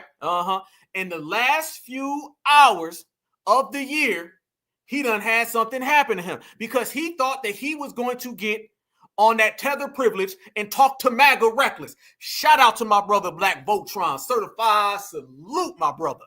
Much respect. Okay. He thought he was going to talk real reckless. Well, something crazy done happened to this guy because he thought that he was going to represent that side of we going to say whatever we want to say and the dominant society is just going to have to take it. All right. Well, let me show y'all what ended up happening to do. First off, this is him. For those who aren't familiar, brothers and sisters, especially my brother Tariq, been giving this dude to work all goddamn year. This dude been out here getting G-check left and right. He's one of these guys who does the fresh and fit. He's been really getting away with a lot of reckless statements towards FBA, just real recklessness, right? Okay, cool. Easy. Yep. Well, right before we went on air, I guess he done pissed off Elon Musk for the last time. Because Elon Musk came out and said, oh, that's what it is? You want to go ahead and disrespect? Well, watch this. Now you're seeing Elon Musk, who is not an American. He came out and he completely shut down Myron Gaines' whole Twitter account. Yep. Myron Gaines right now is in a space and they're complaining, saying how they don't have freedom of speech no more. Yep, they're saying how they have no freedom of speech. They can't say, they can't do nothing because they've been shut down. Elon Musk said, okay, let me go ahead and do a dominant society move on you. Okay. He said, I got something for you. Let me shut all that stuff down you thought you had. Yep. They in the space right now, complaining, crying, and upset because Elon went and directly got the thing. Y'all know how many people are on X? We just had a space the other day, me and Marcel, and we good. Nothing happened. Elon must have called wind of this. This man been running around here disrespecting FBA left and right, putting up all types of things. Soon as he said something reckless about Elon, Elon said, well, let me show you. All tethers ain't created equal. Because remember, Elon is a tether, but he's a tether who got the complexion for the protection. He said, Myron, let me put you in line and show you who you really are and give you your wake-up call. Victor Ramaswamy got his, and now here's Myron's. He said, I've been demonetized on X for almost a year, so I don't care about that. My problem is that Elon Musk said this was free speech app, and he's betrayed the people that believed in him with censorship going on right now. When we saw you support Trump, we got excited. See, he thought he was going to get on the Trump train. What did I just tell you? What did I just say? I said Donald Trump is the type of supremacist who would rather rock with foundational Black Americans than rock with people from that guy's homeland. Yeah, you go in right now to Donald Trump and say, I'm from Georgia. He going to say, let's talk, let's get a bag. You go to Donald Trump right now and you say, I'm from Ohio. Okay, let's sit down and get a bag. Let's talk. You going to get a bag if you about your business. Somebody from that homeland, how you talk? What language you talk? All that kissing up? Oh, they don't care about that. They don't care about that. No. They ain't going to get anybody to do that. Donald Trump got all the MAGA to bow down to him. What he need him for? So now he getting that tether wake-up call. He finding out not all tethers are created equal. Donald Trump would rather deal with Elon Musk. Remember, Elon Musk is an African-American. He's an African-American. He's the person that we delineate from. But guess what? He'd rather deal with Elon Musk, and he'd rather deal with foundational Black Americans than this guy. He thought it was cool to come over here and disrespect us. He thought it was all good. Elon Musk came down and said, swipe all that off his stuff. So now they are mad. They are so damn angry over there in the fresh and not fit world. Now we're realizing that X is slowly turning into the same as other social media platforms we fought to be different than. We? What you mean we? What you mean we? Ain't no damn we. Ain't no damn we. I don't know what you talking about. See, family? He thinks that we applies to the dominant society. Listen to the language, y'all. Listen to the language. He thought he was going to say we. Elon's making it clear. Ain't no we. And you ain't no we with Elon. You damn sure ain't one with MAGA. He thought he was going to represent the Arabic MAGA. And he found out there's no such thing. No such thing. You will see Black MAGA before you ever see Arabic MAGA. No. He got his tether wake up call. He said, Elon, do the right thing and reinstate all the accounts that have been censored for exercising free speech on this platform that it claims to be. Dude can't even write. You see what happened though, y'all? You see, it turned left real quick. Now that ain't it though. Elon took dudes the blue check from him. Shit, I got one. And y'all know I be talking crazy. You see what we saying? He took all that away. Look at this. Here we go. Watch this. They're in a space, I'm telling you right now, complaining. And they're basically saying, how do we get back in good graces with the dominant society? And there ain't none because they ain't rocking with you. Look at this space they're in right here. Elon ends blue check from my account and large X accounts. No. Tariq and everybody, we all got one. We all good to go. Don't be trying to add us. Don't try to put us in there, bro. Nope. That's all on you. So yeah, family. Yep. Fresh and Fit done got they tether wake-up call. Victor Ramaswamy got his tether wake-up call. I was sitting here all week watching the dominant society going in on him. They were saying, you better get out of America. You ain't from America. Steve Bannon. Yes, Steve Bannon of all people. He came out here and said, well, at least Black Americans have grew up in this country. What have these people did? You know, when you see somebody like Steve Bannon coming out here calling these people out, oh, it's a terrible, terrible day to be them. So yeah, Elon done came in, family. You know that came from the top. That came straight from the top, clearly. Steve Bannon came out of nowhere and was defending foundational Black Americans over those people. Point made. And then when Elon said, what you mean? So all that stuff where he was talking reckless, he thought it was cool. He thought it was cool. And the fact that out of everybody on X, everybody, Elon said, that guy, get his stuff out of here. Let you know, you got a line that you better not cross. You better stay over there in the tether I want to be a supremacist line, because you ain't going to pull them games on that crowd. And I'm sitting here popping the popcorn, watching it all happen and watching all of them get broke down in a tether wake-up call. But that ain't the first one. My brother Tariq bodied this dude mad long ago. He be disrespecting FBA, so he getting it bad. FBA done G-checked him. That's why he getting all the way broke down. Elon Musk done literally checked him and took his check away. Damn. My brother Tariq, if y'all remember this, hopped into space, and they had like 20 or 30 of those guys. Tariq literally ran these dudes down and talked about how you talk all this stuff about masculinity and alpha male, but you was out there cozying up next to Brad and Ken. So basically, 2024 has been a terrible year for you, and it's ending with your tether wake-up call. Let me show you how Tariq bodied all them and ended them, and then Elon came right after that and put in the final straw. Checkmate. Oh, yeah. Myron is a Sudanese Arab. I'm blacker than you white, bro. Come on, look at him. I'm blacker than you white, no. Man, look at his face. No, yeah. He don't have no white woman. He don't have no white people at his Thanksgiving dinner. Myron actually lays in bed with white people. I don't. Okay. Well, there's pictures of Myron in bed with white men. I'm not in bed with white people. Damn, Tariq body. There was like 13 of these dudes, and Tariq was bodying them. He was talking all that talk, black folk, and Tariq said, yeah, but you got pictures laying up in the bed with a bunch of W dudes. What's up with that? And notice, Myron ain't talking all that tether tough guy, all that stuff he be doing. He went real weak, didn't he? He turned into a real quiet person. Yeah, that's what happens when you get that FBA check. Listen to him. White woman. Myron's in bed with white men. What? You never came in that, Tyree. You ain't gonna just stick that out there. What did you just say? There's pictures of Myron in bed with white men. Ain't that right, Myron? Those are my teammates from college. Right. And, we different, Myron. We way different, brother. No, you know what? Hold on. You know what's funny? You ain't no pictures of me laying up with white people. No pictures of me in bed with white people. No. Let's talk about that, because you got a Myron.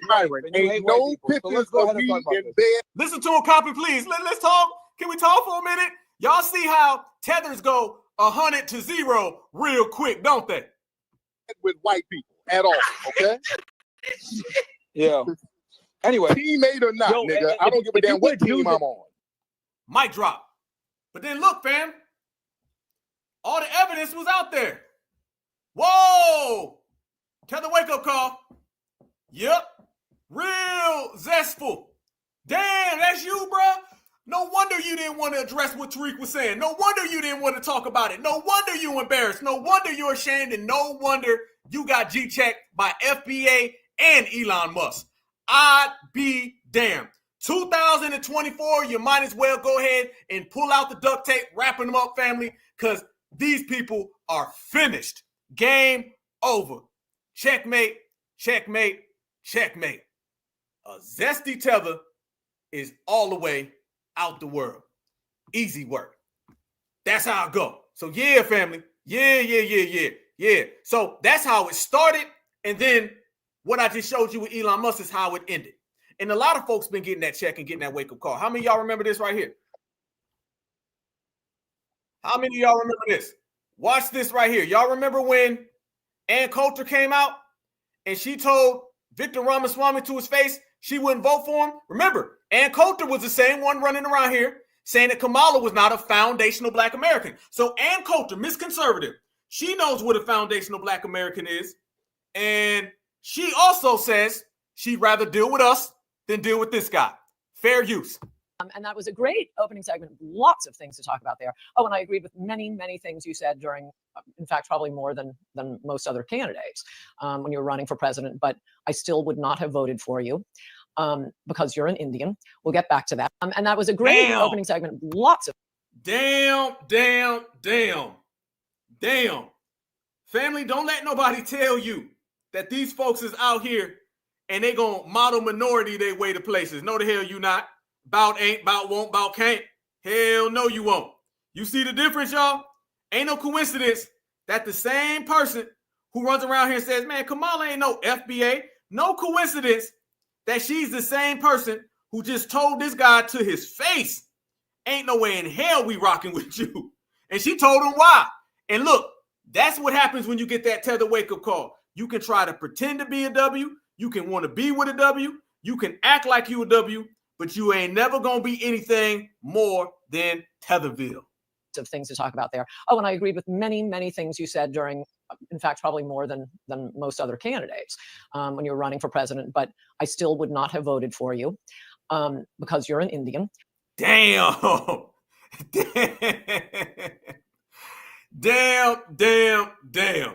Shameful. That's what happens when you snuggle up next to a particular community that don't want nothing to do with you. That's what happens when you snuggle up next to a community that ain't rocking with you. So family, the phone ringing and them Tether wake-up calls are all the way here. They ain't on their way. They all the way here. So that's wonderful. That's glorious. It's all on us, y'all. It is all eyes on FBA. We are on top. And nobody gets it in better than us. She told dude straight to his face. Straight up, straight to his face. And he ain't say nothing. And he thought that he was going to come back, get some type of clap back, and all that got shut down. That got shut down immediately because they understand there ain't no middle ground. There ain't no middle ground with the dominant society, all right? You're going to go play your role, and you're going to be quiet. And if you do not go ahead and play your role and be quiet, then they're going to serve you them eviction notices. Everybody's getting an eviction notice right now. You notice that? There's been some real get right, act right. And nobody's coming at us with that energy at all, because they already know. The world is becoming more and more nationalized, more and more lineage specific, all right? If you observe the rest of the planet, I'm talking about all across the planet, everybody's becoming more nationalized. I'm from this place, I'm from this place. Not to say you don't have racial issues, but it's getting to the point now in America, it's like, you from America, all right? You native? So am I. We'll fight each other later, but we're going to get these migrants out of here, because they ain't got no business being here in the first place. So all the migrants and all those immigrants, all those tethers who came here and wanted to insert themselves in black politics, we checked them. And then they wanted to insert themselves in white politics. You know you done got some tether warped mentality. When you think you're going to do that, you are completely out your mind. These tethers done really went tether crazy when they thought they was going to insert themselves in MAGA energy. You can't do that. So what ended up happening, y'all, is coming to the point where we're lineage specific. That's why things are changing. Notice, y'all, immigration is because of us. It started off with us calling out simple immigration that was affecting us. We cost the Democrats the election based on that. We are the first ones to talk about immigration, and then the whole world followed. They started talking about immigration. That is because certified foundational Black Americans. We're the ones who start talking about the Ukraine getting money. All right, now everybody's saying, what about that? Have y'all been noticing all of those MAGA redneck people? They've been running around here now talking about the Ukraine. They've been saying, why come the Ukraine getting so much money? They were never talking like that before. They never said any of that at all. Why? Why is it that you seeing the domino effect? Because we called out Julio, and then eventually the dominant society said, yeah, that is true. What the hell Julio doing here? That Black American is right. Those FBAs, they're correct. We need to get them out of here. That's why Trump said they're taking Black jobs. All right, he got that from us. The reason why Ann Coulter said Kamala's not foundational Black American, she got that from us. The reason why Donald Trump said we built America, he got that from us. The reason why he said Kamala ain't Black, he got that from us. Everything in the political discourse of the United States of America in 2024 has been because of us. We've literally spearheaded every conversation. Every political and social conversation has foundational Black American written all over it. And the question becomes, why? Why is that? I asked that to everybody, and I'm going to give you the answer. The reason why, for the first time in modern history, Black Americans are leading the conversation in immigration. Black Americans are leading the conversation in economics. Black Americans are leading the conversation in education. We used to be locked out of these conversations all the time. How come we are not only in these conversations, We are leading them. How come politically everyone follows us? Socially everyone follows us? Why? Where did the change occur? It occurred because the reparations generation showed up and we said, we're not Africans. We are Black Americans. See, back in the old days, Germans, Italians, Mexicans, Asians, they all came to this country and they all sat at the American table and they talked American politics. Somebody get here from day one. He'd be like, I not speak English, but I am an American. They said, go talk American issues. Somebody else got here and they said, we're all Americans, brother. And then they talked American issues. The African American, the scam African, Dr. Kubar Vasquez III, they wanted to say, we ain't gonna talk American issues at the American table. Let's go over there to the African table and let's talk about Zimbabwe. Let's go talk about Zaire. Let's go talk about politics going on in Africa and not say a damn thing about what's going on with politics in America. When we showed up, when FBA came to the table, we said, damn, all that little Zaire table, that Nigerian table, that scam African table, F y'all, we going over here to the American table because we built this damn country. And then we said, all y'all sitting at that table, get up. And then they got up. We said, we going to sit here right in the center and nothing moves before we tell it to move. That is what's changed in 2024. We are lineage specific, certified, foundational Black American freedmen. Once we did, we designated us as that, that's when we changed this game. So nobody can say anything otherwise. You see the results of being an African American. You get nothing. You see the results of wanting to talk about South Africa and not talk about Southside Chicago. You see the results of wanting to talk about Nigeria and not talk about New York. You see the results of wanting to talk about, I don't know, Kenya instead of Georgia. You go nowhere. You can't say that you're an American and talk about Africa. You got to talk about America because guess what? All these other people come in here and they talking about America. So we made it clear that this country will not move until we say so. And not only did we get involved in the conversation, we got in the middle of the conversation. Let me tell you how. Let me show you this. How come the Democrats want to audit Kamala Harris? Because we were the first one saying, I hope y'all know they paying them Democratic shields on the low. And then all the Democrats said, oh, word? They paying them? Yeah, go look. They found Rowland. They found Al Sharpton. And the next thing you know, they found billions of dollars. FBA did that. Everyone wants to know why the dominant society is saying, why y'all sending money to Ukraine? Can I tell you and give you unequivocal proof why and how foundational Black Americans made this happen? I'm going to tell you why. Yes, we preach it all the way. 2024 out the door, 2025 coming in, and this is the energy that Black Alpha and the certified Black society energy is pushing. Check this out. Everybody's questioning Elon Musk's citizenship, Victor Ramaswamy citizenship. They're talking about immigrants taking high-tech jobs, right? They're also talking about how come the Ukraine's getting money. I'm going to tell you how that started. It started with foundational Black Americans saying, it's funny how y'all ain't got reparations for us, but y'all giving money to Ukraine. Now everybody's talking about why Ukraine getting money. It started with foundational Black Americans saying, it's funny how y'all ain't got money for reparations, but you giving money to all the migrants. Now everybody's talking about the migrants. It started with foundational Black Americans saying, it's funny how y'all not going to do nothing for us specifically, but you paying all the boule under the table. Now everybody's talking about the boule stealing money from under the table. We talked about the immigration crisis and how the whole goddamn government gives money to everybody else except for reparations. And the world was watching. And since we're at that table and we're in the center of conversation and we're leading the conversation of American politics, now everybody was forced to say, you know what? It is kind of funny that Black Americans don't get reparations money, but Ukraine just got $1 billion. Let's go look at that $1 billion from Ukraine. It's funny how migrants are sitting there in 5-star hotels, but we ain't got no money for American citizens. Let's go look at that migrant situation. That all boils back down to us and being lineage specific. So we have waved the flag of this lineage. Man, I'm telling you, I put my heart into this lineage. It has been a prideful thing to go around this whole country and stand on lineage business, not stand on the Black race, not stand on every Black human being on the planet Earth is going to get together, not the African people from where? Georgia, the people from Detroit. We got off of that. We stood on business for ourselves. So now everyone is forced to say, damn, there ain't nothing they can do about it other than go forward. And their case in point is how you make changes. We are the chosen ones, y'all. We're the chosen one. We are the ones who showed up to this country in the political world, been here since day one, but nobody really respected that.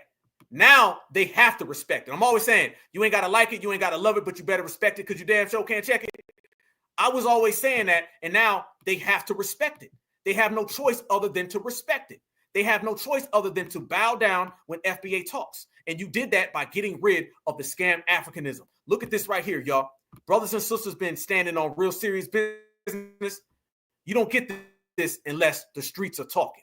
And when the streets talk like FBA. Peace and power. Real quick message. Please miss me with the Pan-African shit because I'm not African. And neither is anyone in my family. So please miss me with the Pan-Africanism. I don't need you to come under my post to try to convince myself or anyone else that we're Africans. And if you feel like you are an African, then go home. You can simply go home. Matter of fact, it's easier now. You don't even have to be on a boat. You can get on a plane and be home in no time. So go home and stop trying to convince us who are from here and born on these lands that we are Africans. Yeah, that's all. Tell it how it is, brother. Peace and power. Peace and power right back to you, family. Peace and power right back to you.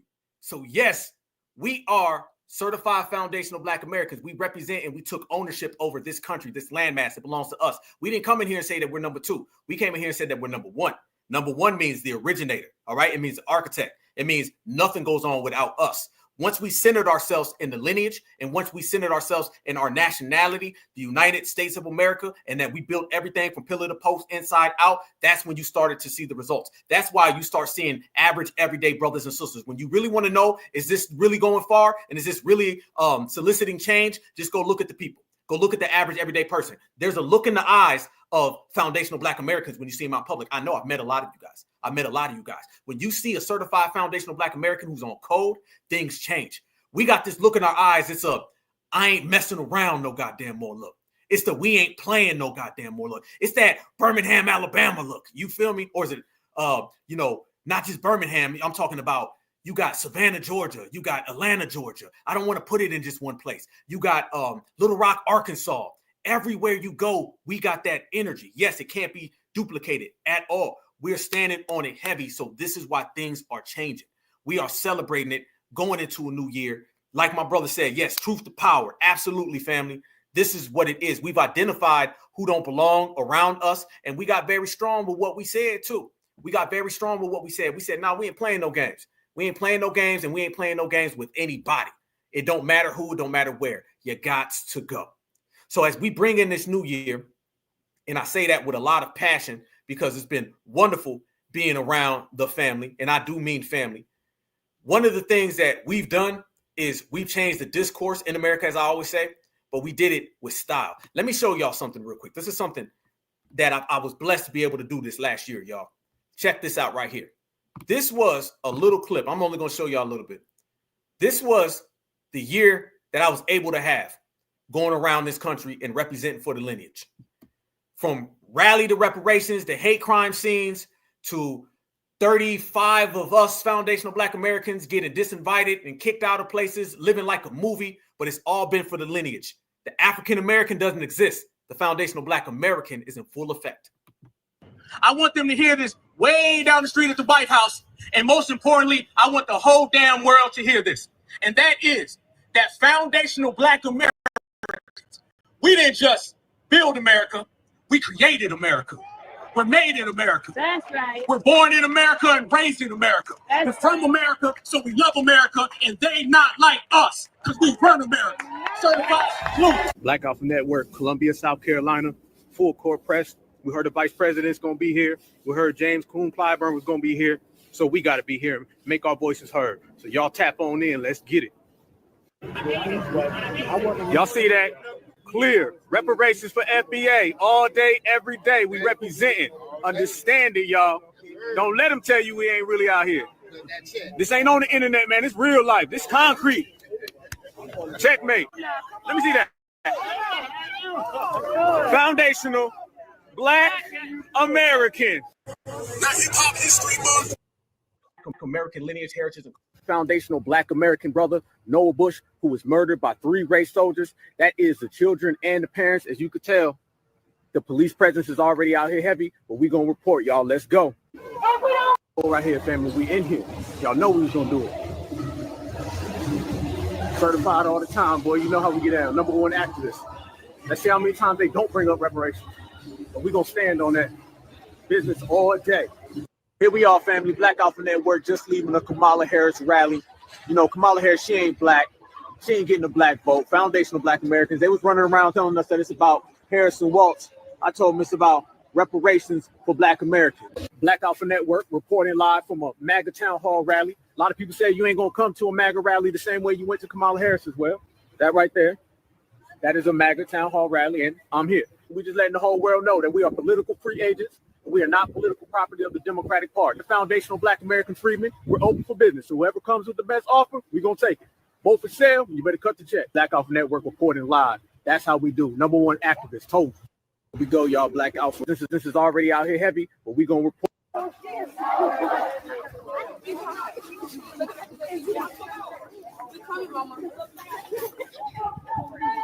peace! No peace! No peace! Be a swing state. It's already swung. It was about, you know, Project 2025, Boogeyman, Black folks be scared. This is why we live in the Democratic Plantation family, and we're going to stay on code, political coverage, social coverage, all coverage right here on the Black Alpha Network. Number 1 activist. Salute. I send this one out there to every single Democratic shield on the plantation with all them butter biscuits ran out and all them butter biscuits are gone. When y'all wake up in the COON unemployment line and the Democratic plantation is gone, I want you to remember this. I want Barack Obama to remember this. I want Jimmy Crow, Joe Biden to remember this. And I want Kamala Collie Green Harris to remember this as well. FBA all goddamn day, and we run the yard. Certified salute. Checkmate, checkmate, checkmate. That's just a little bit, family, of what, you know, I was able to do. And the best part was meeting everybody out there, man. That was the best part about it. Really going outside and really meeting people and, you know, having a great time. So I'm talking about the rally in DC. I'm talking about Atlanta at the Microphone Check premiere. Glorious. I'm talking about some of the events that we went to, just an average everyday thing. I met a lot of y'all, you know what I'm saying, in real time. So that was beautiful. It gets no more beautiful than us. We are literally extra special, family, extra special. And it's always going to be that way. And the world's just going to have to deal with it. They're just going to have to accept it. And we're going to keep this pushing all the way forward because we're doing it for the next generation. That's what it is, y'all. We move forward as a collective. There are no individuals, all right? It's only family. That's it. You ain't got time for friends when you got family. And any friend that ain't good enough to be a family, they don't need to be a friend in the first place. So it all goes full circle. It all goes full circle and it corrects itself. We are a lineage, heritage, and culture. We are the greatest lineage, heritage, and culture, and we break every single record. At this point, it's foundational Black Americans, and nobody's even behind us. You want to know the top 10 list? They all start with FBA, and everybody else is irrelevant. We are very, very prideful about what we create, and we're very, very prideful about what we do. And when I say that us and this reparations generation, I'm talking about all my beautiful FBA sisters. Shout out to all my beautiful FBA sisters, because the Democrats try to run a game, and certified foundational Black American sisters stood up and ran their ass out the paint. They couldn't hit y'all with none of that black girl magic, because the only black girl magic is foundational Black American magic. And sisters made that happen. Who roasted Barack Obama? Certified foundational Black American women and certified foundational Black American brothers. Who did not vote for Kamala? Certified foundational Black American women and certified foundational Black American brothers. Who sat on that couch? Us together. So everything that we've done this year, we've done together.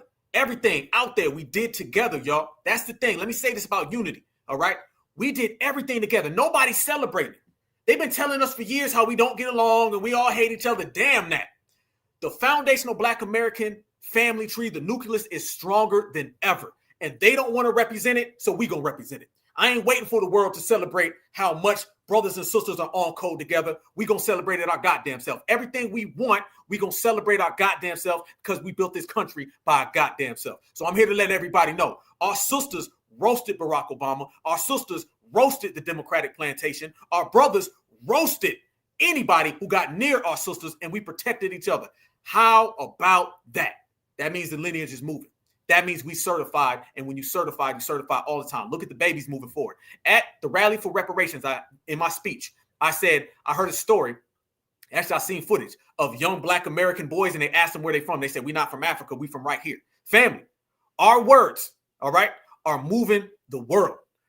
Everything we say, our code, our energy, our aura is reaching the children. If you want to know how on code we are, go watch the children, because they're looking at us. They're not looking at the NAACP.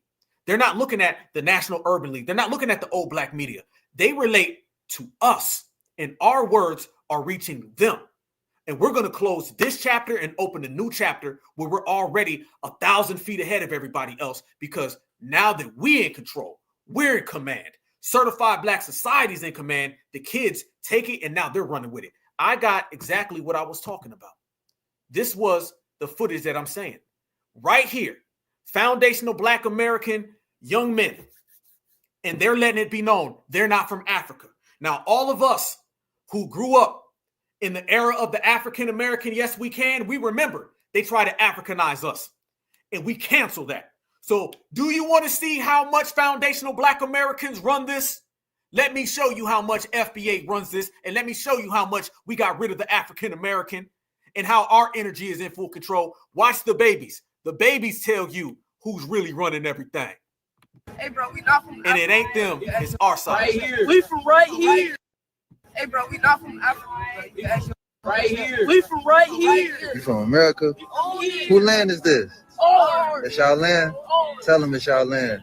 Who they stole it from? Right there. Yeah. They stole it from us. Yeah, talk y'all shit. But look, I just want y'all to know, have a good day, and I'm a good kid. Stay positive, meditate. Ooh, he's focused. He's focused, yeah. Hey, bro, we not from Africa. Right here. We from right here. You from America? Who land is this? It's y'all land? Tell them it's y'all land. Who they stole it from? Right there. Yeah. They stole it from us. Yeah, talk y'all shit. But look, I just want y'all to know, have a good day, and I'm a good kid. Stay positive, meditate. Ooh, he's focused. He's focused, yeah. Look at that sun shining in the sky, shining down on foundational Black Americans. That is what it's all about, everybody. That's the meaning of all of this. That's the peace and prosperity that we talk about. So as you go into this new year with that energy, I want you to smile and be proud of what we've accomplished as a generation. We move together as a generation. We move forward as a generation. And apparently, we teaching the kids to move forward with that same energy. And when you put our beautiful Black American women next to our strong Black American men, and we create these beautiful Black American babies, and that beautiful Black American family shuts things down, you get the sun shining the same way that sun is shining there, all the way, every day. No other community can say that. That belongs to us. No other community can create that. It belongs to us. No other community can be us, because everything we do belongs to us. You ain't got to look around, family. The energy and love is right here. And it's all within this circle, that FBA circle. So we certified. And when you certified all the goddamn time. There's a person out there, family. So we've been doing a lot of talking about hip hop. We've been doing a lot of talking about the lineage, heritage, and culture. And there's an individual that I definitely want to let y'all see, because this brother's energy has always moved everything. This brother's energy has always been extra special. And it's only fitting and it's only correct that as we go into this new season, this new year, with everybody talking about hip hop this and who created this and who created that, I'm going to show y'all what we really did when we showed up. Let me show y'all. This is what we did when we showed up, family. This is the energy we moved out, And what I'm about to show you is the energy we moved in. But it's been here. Don't get it twisted. Your grandma, your grandpa, your great-grandma and grandpa, the energy's always been here. It's just for us to reclaim it. And we did. They talk about hip-hop, right? Well, let me go ahead and show everybody the damn GOAT of hip-hop, Tupac Shakur. Let them know what we did to the old school. We African Americans, everything people shit, and it's like NAACP, and I'm gonna speak on that too. Because I was reading the paper, I saw NAACP had a celebration for the Emancipation Proclamation. That's right. Okay, so from what I just said, how's the NAACP still this? Oh, yeah. How's the NAACP still a bitch? How's these motherfuckers still a bitch? That's cool too. We let them do that shit. We let them represent us. I'm gonna go stand there and talk about you for the advance of the color folks. What the fuck is that? They need to be grown black folks. They be out there representing us, these white folks. And we be letting them do. These be grown black folks represent us to them W's, and we be letting them do it. How the hell you out here talking about the advancement of colored people or minorities or 50-50 or the Democratic plantation or the boule? Look at that brother right there. That's the energy that we brought, and it's been here. It was in Pac, but let me tell you something. It was in your cousins. It was in your parents. It was in your brothers. It was in your sisters. Now it's in you. What we did, we turned all the way up to the maximum. All the way up. And we took that energy that was on the inside and we went outside with it. And when we took it outside, we changed this whole goddamn world. And that is what we're going to continue to do, is change this world. And we're going to do it standing next to each other. Nothing's more powerful than a foundational Black American family tree. I'm talking about the brothers, sisters, kings, queens, goddess, gods. Mentally, physically, spiritually, speak it, believe it, receive it, untouchable, unbreakable, unmatched, stronger than ever. We building, we working, we shining, we grinding. Pac, tell them. Because we proud, because they got all the suits, they got officers and shit. And everything now, they call the NAACP. We let them do that shit, represent us. You know, they make us do that. And now we here to make everybody else get the hell out the way, because that's how it is. Took the soul, took the energy, got together with the family. We all built the way we do, and we took it stronger, and we're going to take it further than anybody possibly imagined. Because we're FBA, we got it like that, we can do that. It's been a hell of a year, y'all, 2024. Okay, from the East Coast to the West Coast, down south, up north, everywhere in between, roll call. We got all the different cities. We got all different brothers and sisters, different energies, vibes, different skills, different talents. But guarantee, when you put a whole bunch of FBA in the same damn place at the same damn time, they turn up. And that's what we've been doing. We've been turning up, and we never turn down. But everybody else can bow down because we foundational Black Americans, and we always wear the crown. Certified salute, y'all. Happy New Year from the Black Alpha Network. Y'all stay good. Y'all stay safe. Y'all stay vigilant. I appreciate y'all rocking with me. I appreciate you guys standing next to me this whole time. I love y'all with a passion. Much love, much love, much love and respect.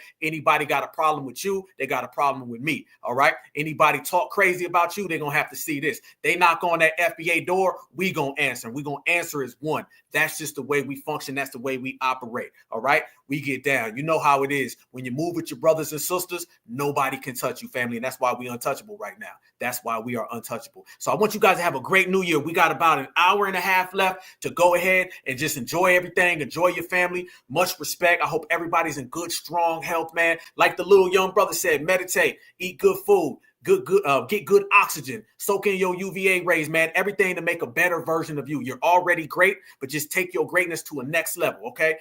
Work on yourself. Build yourself, because when you're strong, everyone around you strong, then you can give out that energy. And if we all got that energy going together, we good. So what happens when we make ourselves as strong as possible? We make our family strong as possible. Now we got a community that's stronger than ever. And guess what? Apparently that's what we're doing, because we're stronger than ever every single day, and we win it. Here we go. Love y'all. Peace, man. Yes. Y'all be safe. Y'all be safe, man. Make sure you take care of yourself. Y'all stay safe, stay good. We in here. And yes, certified all the damn time, y'all. Much love. As I say, peace and love, peace and love, peace and love. Always remember, no matter what you do, no matter where you go, no matter what happens in your life, every single day that you woke up a foundational Black American, you already won. And every single time that you rock with the Black Alpha Network, it's going to be a great time. And always remember, every single second of every single day, that black is beautiful and beautiful is always black. Happy New Year, family. Certified salute. Peace and love. Let's get it. Free Huey. I want the whole damn world to hear this. And that is that foundational black Americans. We didn't just build America. We created America. We're made in America. That's right. We're born in America and raised in America. We're from America, so we love America, and they not like us, because we run America. Certified salute.